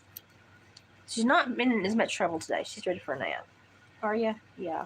Maybe I'll get to review my notes and see if I can read well enough to come back and do chapter 7 later. I'll probably just do another video and do it that way. It's easier for me. And then we can have the discussions in the comments. This is as calm as she's been in a while.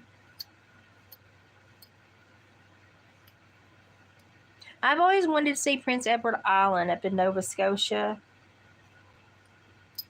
But my health, I don't know if I'll get there. That's one of my big regrets is I've not traveled as much as I want to. I want to. But I know I can't now with this.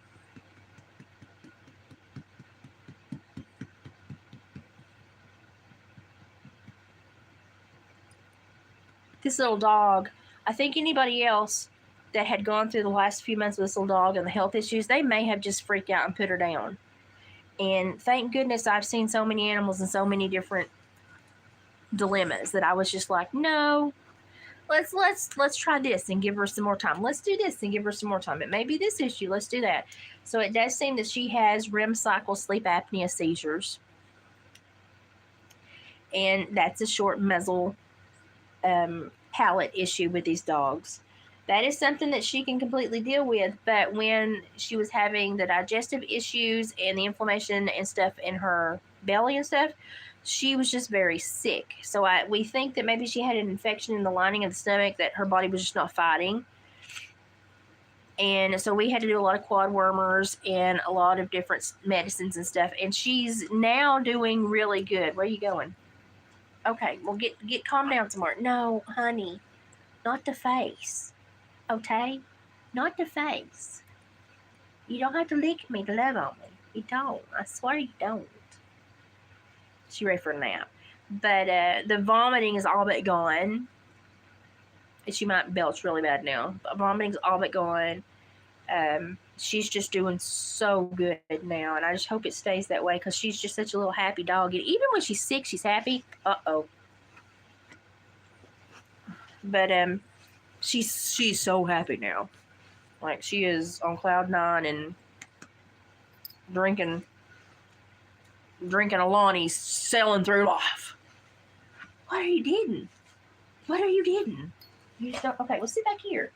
You want to see the. Okay, you want to see the phone. Okay, I get it. I understand. It happens. Okay, snuggle down. You're getting your nails caught in my sweat stuff. No, don't. Oh, Lord. But I think somebody probably would have just put her down, and I'm so glad we didn't. Because I was like, no, this is repairable. No, this could be explained by this. No. And so we just, oh, you like that, huh? We just got her through it. And we had nights where we were sometimes up every few hours with a seizure. And she would have them in clusters. But now, she's doing pretty good. We've only had one seizure in the last 3 weeks. And a lot of the problems that seem to come with the seizures are slowing down, and so we're hoping the seizures will as well. She's so happy right now because I'm scratching her little armpits, and so she's getting healthy, and I'm hoping we can just see her get healthier and healthier and healthier. But boy, I tell you what, the healthier she gets, the more we have to establish rules. Whew, because she feels good enough to break them. But she learns quickly, but she also knows that when you exit a room, that's her cue. And she will try to get into something. But, she learned. Now, she absolutely knows that she will do stuff when I leave the room because she knows it's wrong. And I'm like, okay, so it's wrong. You can learn. She's doing pretty good, though. She is getting used to all the fur and the taxidermy. That was a big issue when we first got her. But now she knows it's just normal. And, yeah, those are Dave's things, and that's just normal. But David is her person. I am the tolerable woman that helps her during the day. We'll just say that. David's her person. Yeah, I love her. I love her. I love her.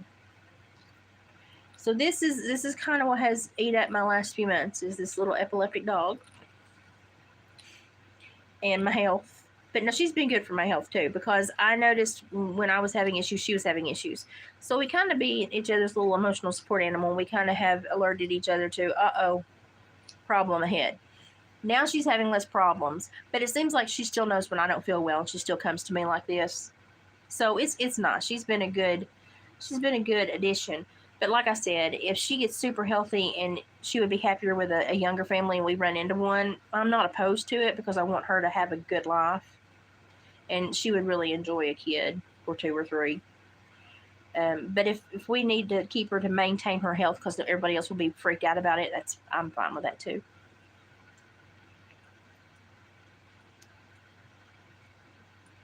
I know Yahoo saved too. It's kind of and I think David needed her too because he was just really missing the grandbabies and like the contact and the care and so I think that she's been good for him too. Kind of fill that void, and because David is he's just a big teddy bear. I'm the mean one. I tell people that all the time. I'm the mean one. David's a sweetheart. You don't look it, but I'm the mean one. Heck, we got to clip that nail. It's killing me. Can I clip it? I got your clippers over there. Can I? Okay, so look at my belly. I'm getting fat. She get fat. Say, if she stays healthy, she gets to have her spay in October. So if she stays healthy, she gets to have her spay surgery in October. Say, until then, we just keep her healthy. Saying that face loop. And if she comes in heat, she's got it's kind of like little overalls that she wears. It's kind of cute. But now we've not really had, with her health and stuff, we've not really had anything trigger her. And she's been so sick, her body's not really been wanting to. So she's not been a problem yet. That's not been an issue. P.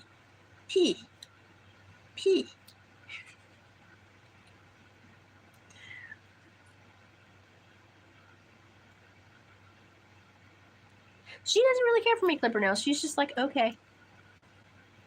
Because I made it a game from day one. So Oscar, he had to lay on his back and sing to him. And I blame Haley for that. I blame my daughter for that. This one, I just told her it had to happen, and she was like, okay. And so we turned it into a game where she gets rewarded for being super, super still. Because she has a problem being super, super still.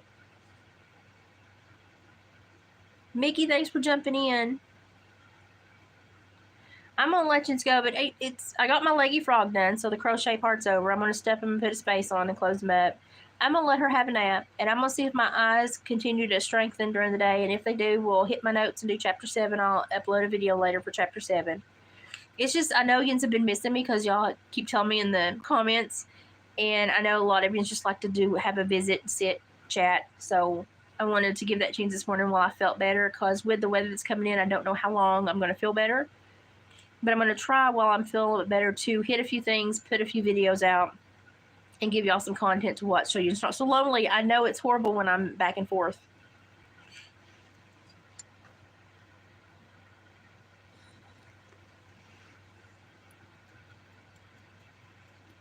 Some dogs are just, it's just something they don't like, nail trims.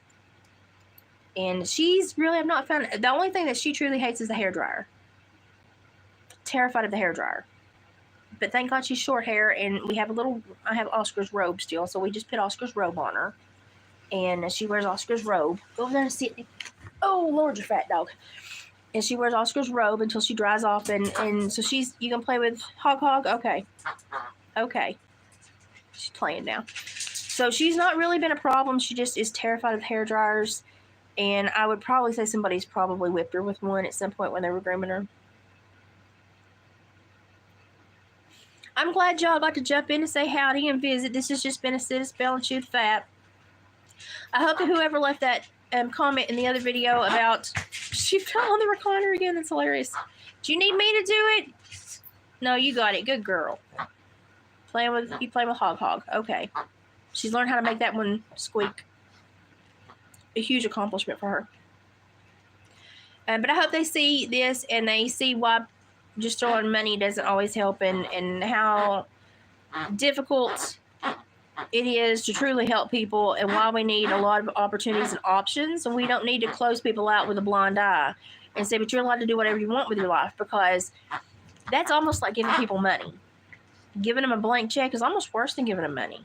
And that's what it is, a blank check, when you basically say, I'm not going to watch you, just do whatever the hell you want.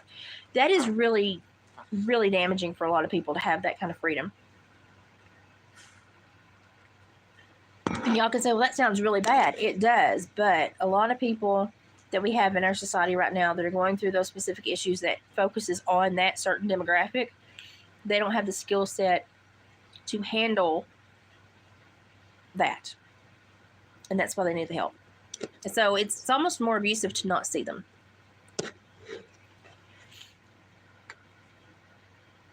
Oh gosh, Ophelia, we just been chewing the fat.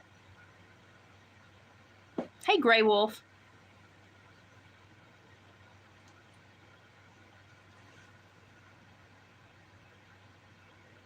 You know, and maybe if I get to feeling better, you know, one thing that I think is absolutely absurd in society that's happened lately is the Sydney Sweeney controversy. Oh my freaking gosh almighty. Somebody had way too much time on their hands. Number one, I've seen 50 blue zillion commercials that I thought were not necessary. But I also know that if they trigger an emotion, it makes them sell more. So why would you not think that they would trigger animosity or anger or, you know, want to cause a social contagion because they want to sell these stupid things. They want free advertising. That's why they did an ad that's going to hit an emotional sensor. And I just look at it and go, well, that just was stupid, or that was not necessary, or how does that sell jeans? This is how it sells jeans. Stop talking about it, people. Stop being upset about everything. Stop being upset about everything. You know, and it's and stop trying to swing the pendulum on all this racism and hate. How about we just find a good mid-ground and live there happily? That would be nice. You know, because I would not want complete power over someone who did me dirty, because I would be afraid it would show a side of me that I don't want to allow out. And I'm afraid in our society we're seeing with a lot of these liberals, a lot of these people that have not lived a lot of life but think they have every answer, a lot of these people that don't listen to others, they don't see others' perspectives, but they think they know everything. They self-victimize, self-identify as victims because they want power, and they want that power to be able to sway persuasion. And so they go from one polar thing to over here to this other polar opposite. And that's just not healthy. That's just not healthy. And they can't see that what they're doing is just as unhealthy as the person they don't like. But you can't explain that to somebody because they're just, they just got handed the ball and they're running the other way. So we need to, as society, we need to stop trying to label, ostracize, one up, be a better victim. We need to just say, hey, we're all in the soup. Deal with it. You want to wear blue jeans and talk about your blue eyes? That's nice. I'll wear my big girl stretchy jeans and talk about my hazel eyes. I got no problem with that. I got no beef with that. Hey, listen. People think, oh, you're such a hillbilly. I am a hillbilly, but I've got friends in every circle. Every circle. And I told you about this probably a couple months back. I got an email. Lou, leave it alone. Leave it. It's my yarn. Leave it. Don't you bother my yarn. We'll have a fit over my yarn. But I have a friend. I have a very sweet young, and she calls herself black. She's like, don't sugarcoat. She's like, I'm black, and she has a very dark complexion. She does. So I think she's beautiful. Her name's Natalie, and she lives about an hour away. Lou, leave my yarn alone. And we became really good friends through all my sickness and stuff. And she's got two of the most precious little girls. I mean, cute does not describe these little girls. And I felt so bad. It was a couple, 3 months ago, maybe longer than that. She yelled at me and she was like, oh my gosh, is there any way you can come over here and watch the girl? She had an emergency. And I was like, honey, I was really sick today. I was like, I can't. If I was able, I would be there in 5 seconds, but I cannot. And I was so happy that she, number one, felt that she could ask me to watch the kids. I was like, yay, because not all friendships get there. And number two, that she didn't bat an eye and start throwing all these other parameters in that society does and think, well, I can't ask my white friend to watch my children. They're just kids. They're just kids. I'm just a friend. And so I don't know why everybody has to throw all these labels into everything. I don't know why we created a generation that thinks they have to put a sticker and a label on everything. I don't know what they see as the benefit. I don't know why everybody thinks they need to have a freak flag fly. How about you just have an independent flag? Doesn't have to be freaky. You don't have to co-opt words. You don't have to do all this. You just have to be a good person and treat people well and create good friendships. And if you have a beef with somebody, have it over an action, a behavior, a real reason, and not a reason that's so superficial that there's a whole TikTok group given to it. That's really, it just annoys me. Because I will get, hey, listen, one of my favorite things to do is get on TikTok. I really don't like it, but one of my favorite things to do when I don't feel good is get on TikTok and watch these really pretty black women put on these wigs. You want to know why? Because I can't do it. And I would like to know how, because there for a long time my hair was thinning really bad and I thought I was going to have to go to wigs. And so I would watch it, but I really like it. I like the transformation. I like it. I like to see the change in their face, especially if they're like going through cancer or something and they get one of those wigs, the light that comes out of their eyes when they get that wig put on. I love it. And so I like to watch these, and my husband thinks I'm strange, and that's okay. He's like, why do you like to watch people put wigs on? And I'm like, I just do. So I watch it, and people might think that's weird. I love it, but it's all about the reaction of the person getting the wig and the light in their eyes and the happiness. But I just, a lot of it is in that community, and that's just the nature of what I watch. But I love it. And I completely identify with him. I completely understand because I was losing my hair for this thyroid issue for a long time. It's coming back with a vengeance, as y'all saw in yesterday's video. It's getting wild again. But it was very thin for over a year. I thought I was losing a lot of it, and I thought I'm going to have to go to wigs. So I found a comfort in these women, and it didn't have anything to do with anything superficial. It was the happiness and the light in their eyes because they had replaced something that, that was important to them.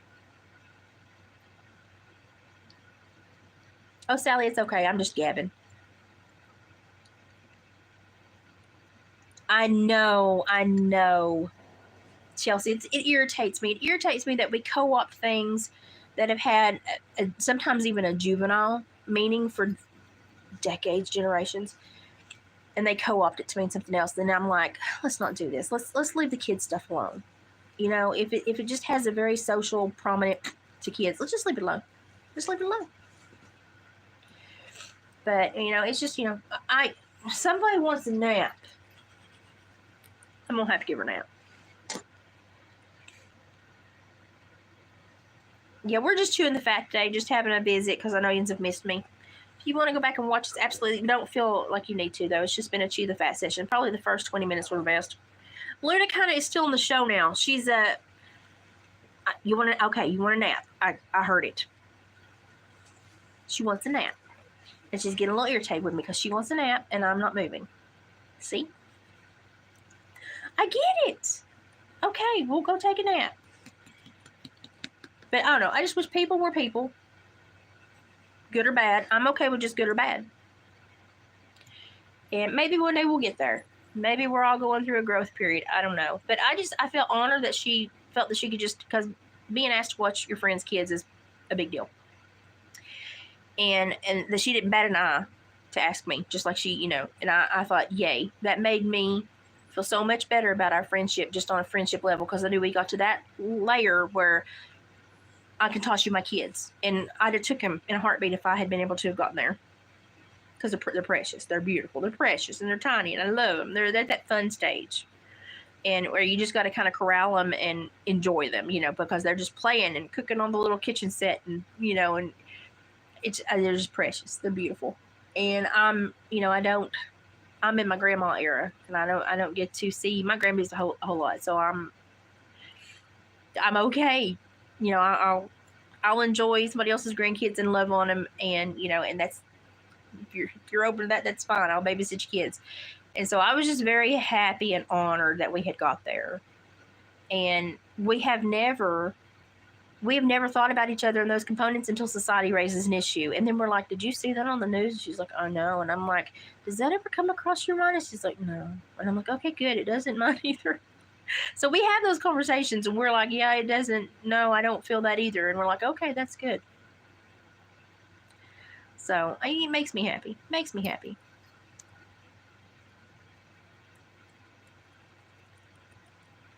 Yeah, I'm having a better day today. So I'm hoping I get that chapter 7 video out for you later today. Be looking for it. And I think I'm going to give Luna a nap, give me a rest, give her a little nap. And probably if my eyes are still doing pretty well, then we'll try to read those notes and get chapter 7, because it is the electrical illness chapter. It's very important. We'll get that on out and try to keep moving. Ideally, I'd like to do 2, maybe 3 chapters a week, just to keep the people that are up to speed entertained.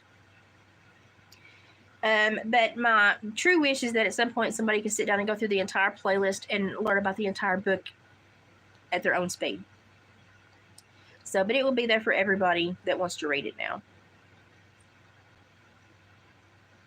Yeah, I try not to watch TV. I don't, unless I want to watch it, I don't watch it. And unless I need to like research or learn something, I just if I don't want to watch it, I won't. So I turned on Xena Warrior Princess the other night, and David was just like, what the heck is this? And I was like, it's Xena Warrior Princess. And he was like, man never watched TV, I don't think. And he goes like, but why are we watching it? And I was like, I don't know. I'm in a kick butt mood today, and I want to watch somebody kick butt. I don't know.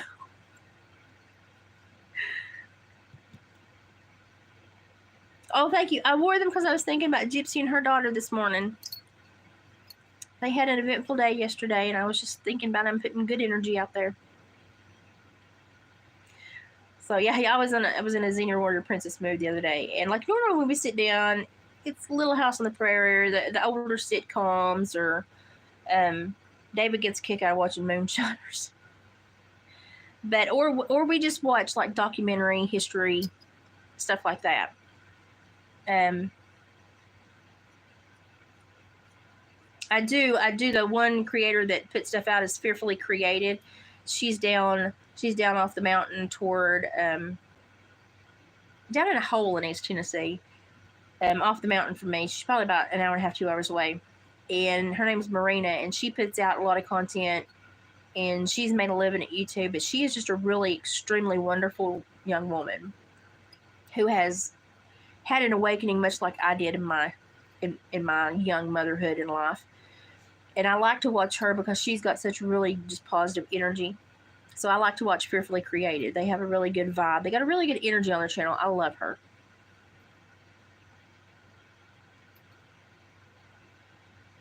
The MASH series. I haven't watched MASH in a while. I watched Stargate SG-1 on repeat till the cows come home. I'm sorry. I apparently have a thing for Dean Anderson. Is that his name? And Christopher Judge. I think Christopher Judge is a fine fan. I'm just telling you. So I watch Stargate SG-1 until the cows come home. I will watch Xena. I will watch the Waltons. What are you looking at? Where are you going? Okay, bye. Oh, you're getting your toy. But I am kind of a fuddy-duddy when it comes to TV.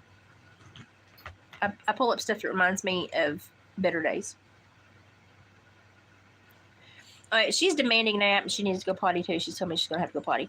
So I'm going to now she's rolling around. Lord have mercy. I'm going to let her go and have a fun run, because we're probably going to get storms later. I'm going to let her have a fun run, and then we're going to take a nap. Facts of life and the facts of life. Facts of life, yeah. If you can sing the theme song, I probably will watch it.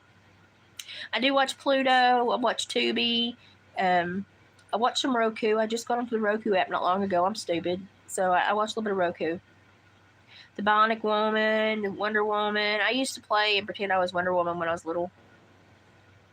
True story. Where are the lilies? That sounds so familiar, but it's not ringing a bell. So I'll have to... Which platform is it on? Right now, I don't have Netflix or anything. I have Prime because I send diapers to my daughter every month, and we order like a drink mix and stuff. But I don't always remember to check Prime. Where the lilies bloom. I have Freebie. Sometimes it doesn't load right, and it plays everything in slow motion. It drives me nuts.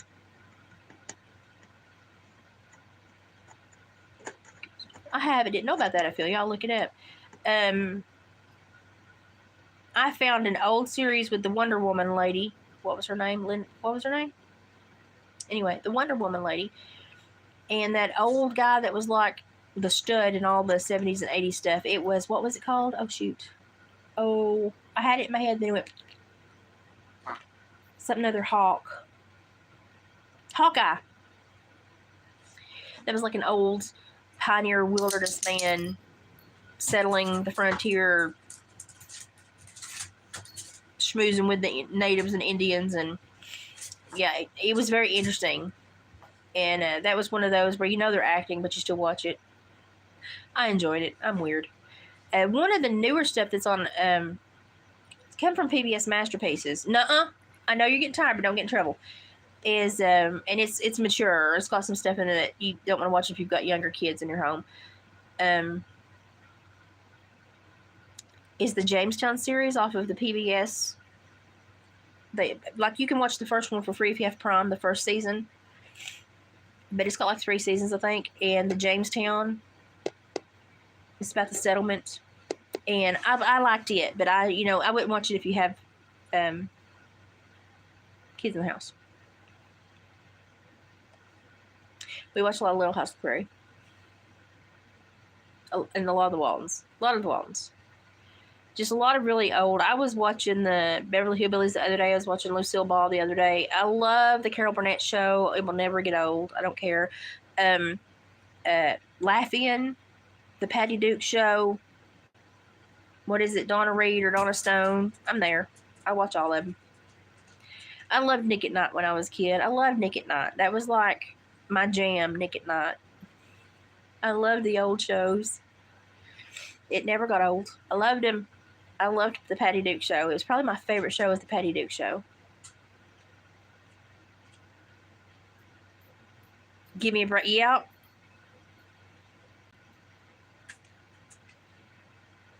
Yeah, the Jamestown from the PBS. I love the girl that plays Verity. It's one of the characters, Verity. I'm like, oh my gosh, I would be Verity. I would totally be Verity. I would be in trouble all the time. But I think she's probably my favorite on the show, and I really love her energy in that show. The age range for my my subgroup is a little bit older than me, but you have to also look at it with my health and stuff and how I was raised in Appalachia. I probably behave a little bit older than I am. So I'm only 47. I say only, I'm half a century old, but I'm only 47, but I do have a larger, like 55 to 60, 70 age range. And, you know, it's just, you can tell who was raised with their elders and who wasn't. It shows.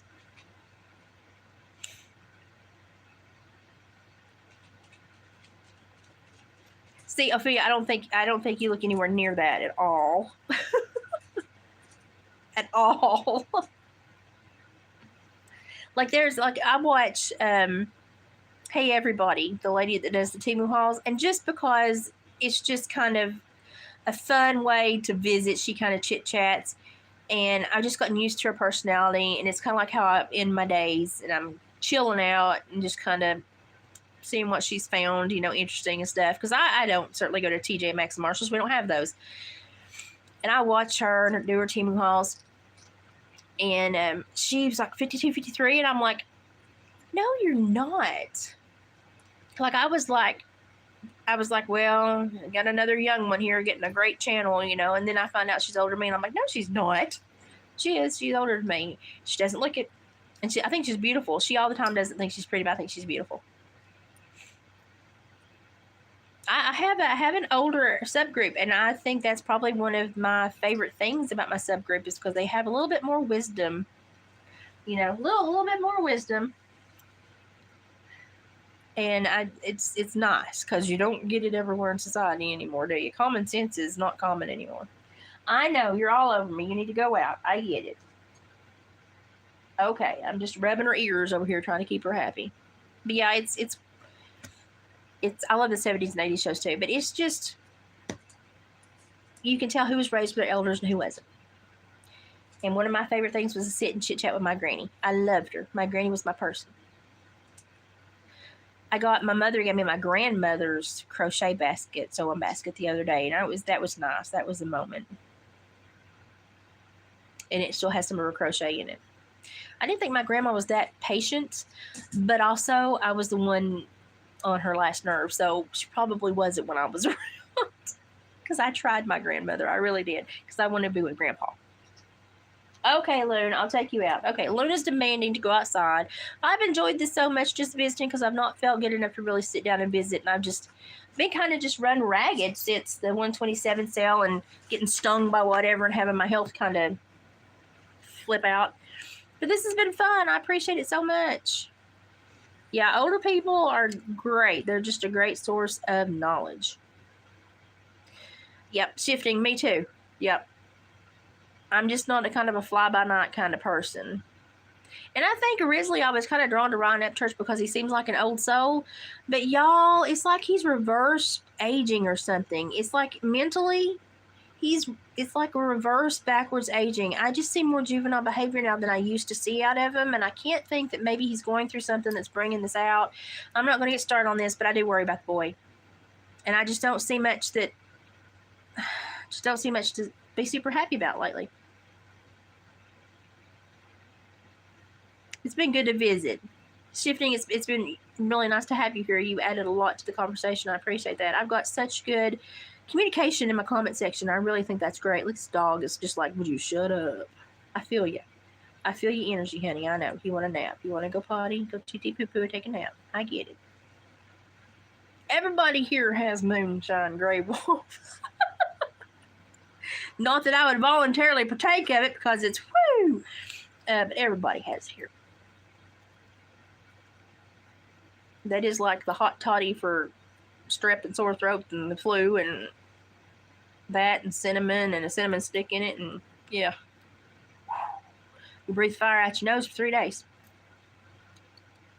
Probably run better than you coonhounds because you can smell more after that. Oh, Lordy.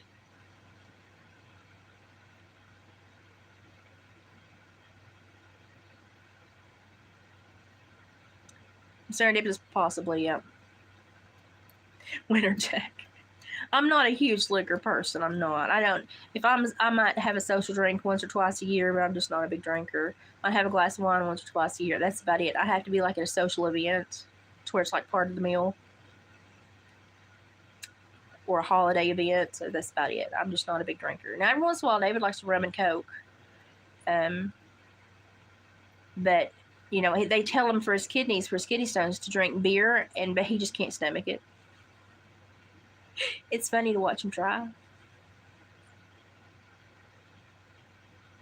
Y'all have a wonderful day. I appreciate you spending time with me. This is just what I enjoy. Just put some money on the TV and clean your house and shuffle around and listen to him chew the fat and join in when you want to join in. I also watch a lot of that True Grit, Appalachia True Grit. Blech, there. And she starts every video with like, hey, y'all, it's Megan. And so for a long time, I didn't know what their channel was named because I would just say, hey, y'all, it's Megan. And that's what I'd want to watch. Mom and Dad found this channel, and I really like it. And so I finally remembered it was Appalachia True Grit or Appalachian True Grit. Appalachia Homestead True Grit or something like that. And because I would come home from Mom and Dad's and be like, hey, y'all, it's Megan. And David would be like, well, what's the channel? And I'd be like, oh, crap. But it's Appalachia Homestead True Grit, something like that. I enjoy them. Though sometimes I'm like, well, that was the long and convoluted way to do that. But most of the time, you know, it's pretty enjoyable to watch them. Yeah, it's shift change. But y'all have a good day. This little dog's going to fall asleep sitting here if I don't let her go out and TT, and then we're going to take a nap. Be looking this evening for Chapter 7. I will try to get it out and make sure that we kind of keep moving. As long as I'm doing okay, we'll just try to keep trucking along. But the whole book will eventually be in the playlist, so you can go back and review and rehash and relearn. I know where Patera is. I know the area very well, but I don't know Patera.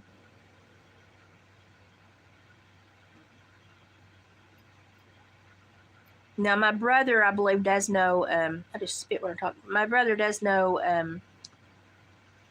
oh my gosh, Pat, want to say his name. Why did that just evade me completely? Because I'm tired. Now, the other guy that I talked about all the time, can I not remember his name? It's a funny name. He helped her a lot when they were working together to get stuff for the Helene victims. Crap. It's got a funny name. Well, if I hadn't wanted to tell you, I could have said it. Anyway, my brother knows him. Can't remember his name. It'll come to me and then I'll post it. I'm not going to mow my yard till it cools down. It started to cool down. Today's the first, like, not going to hit 90 or above day. And then next week it's supposed to be in the 70s all week. And I'm going to thoroughly enjoy it. Because I've not had a lot of outside time this year because of unexpected things that have occurred, health and everything. She's going to fall asleep right here. And so I'm going to enjoy next week a lot.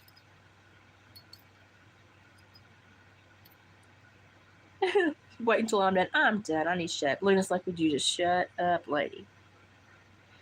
But I hope this has been a nice visit for you, and Yins have got your Hillbilly Heart fixed now for a few days.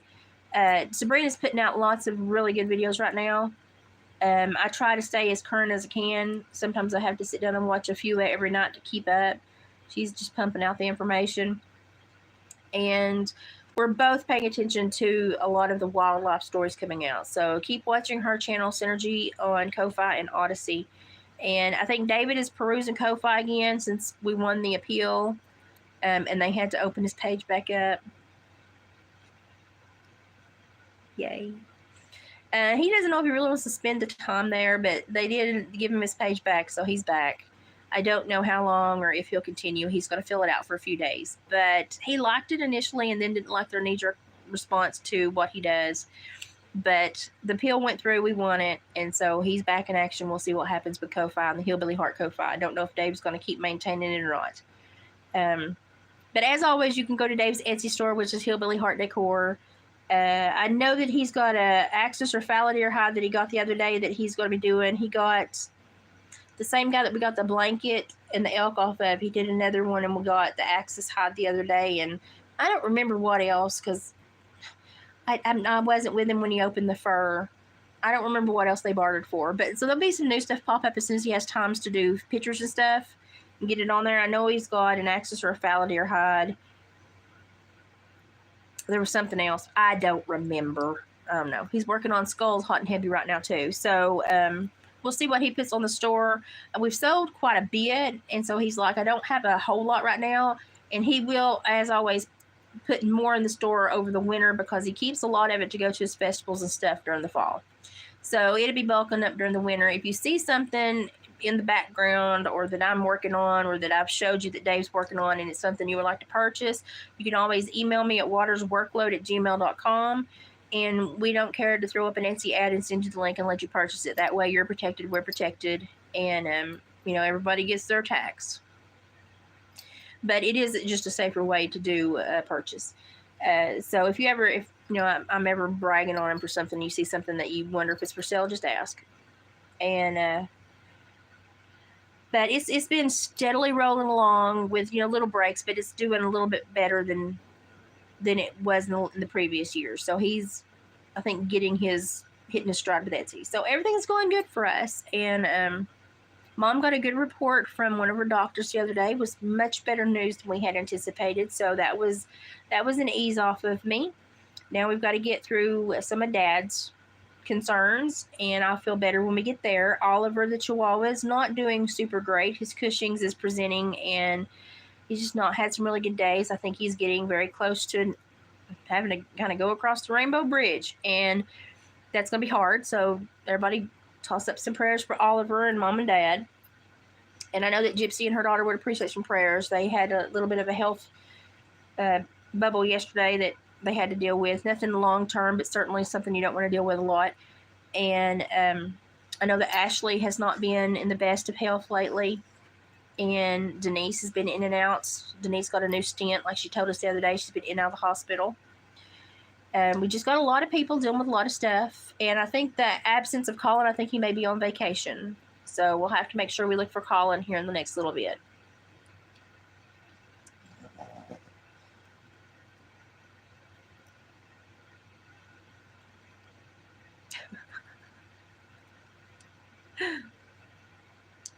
That was funny, serendipitous. That was funny.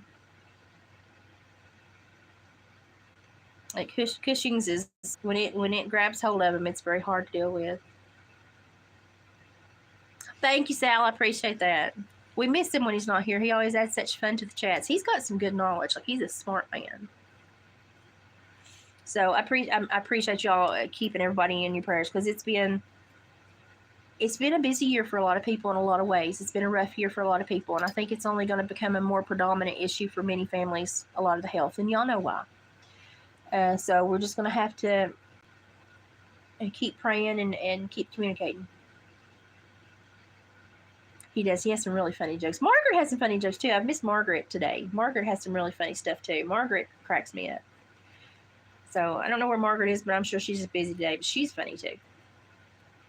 I really enjoy everybody that pops in here and chit-chats, because y'all add so much. So I've enjoyed the chit-chat. I've needed just, I think, sit down and chew the fat and spit it all out and just have a moment. It's been nice. It feels nice. It feels like I've had a visit with a friend. So I'm going to let this poor dog go outside and play before she falls asleep in my lap. She's just barely sitting here kind of like, oh, you about fell over. Oh, you about fell over. I'm going to let her go outside and piddle, and then we're going to let her nap. Look for chapter 7 tonight. I love you all very much. Thank you so much for being what you are in my life. It's very important. I know you think, well, how much can you add? A lot. You have no idea. You have no idea. Even just a little drop of energy can help someone so much. That's why it's so important to try to be positive when you can. Boundaries are great, but try to be positive when you can. I really appreciate my community for their positivity and their genuine, love of each other. It's very nice to see. So y'all keep being good to each other. We'll do chapter 7 later, hopefully. We'll get back on the track. And we're just going to play out the next few days with health, with the weather coming through. Everybody pray for everybody in the line of the storm. Keep an eye on it. The radars will tell you a lot right now, especially the patterns, pattern recognition.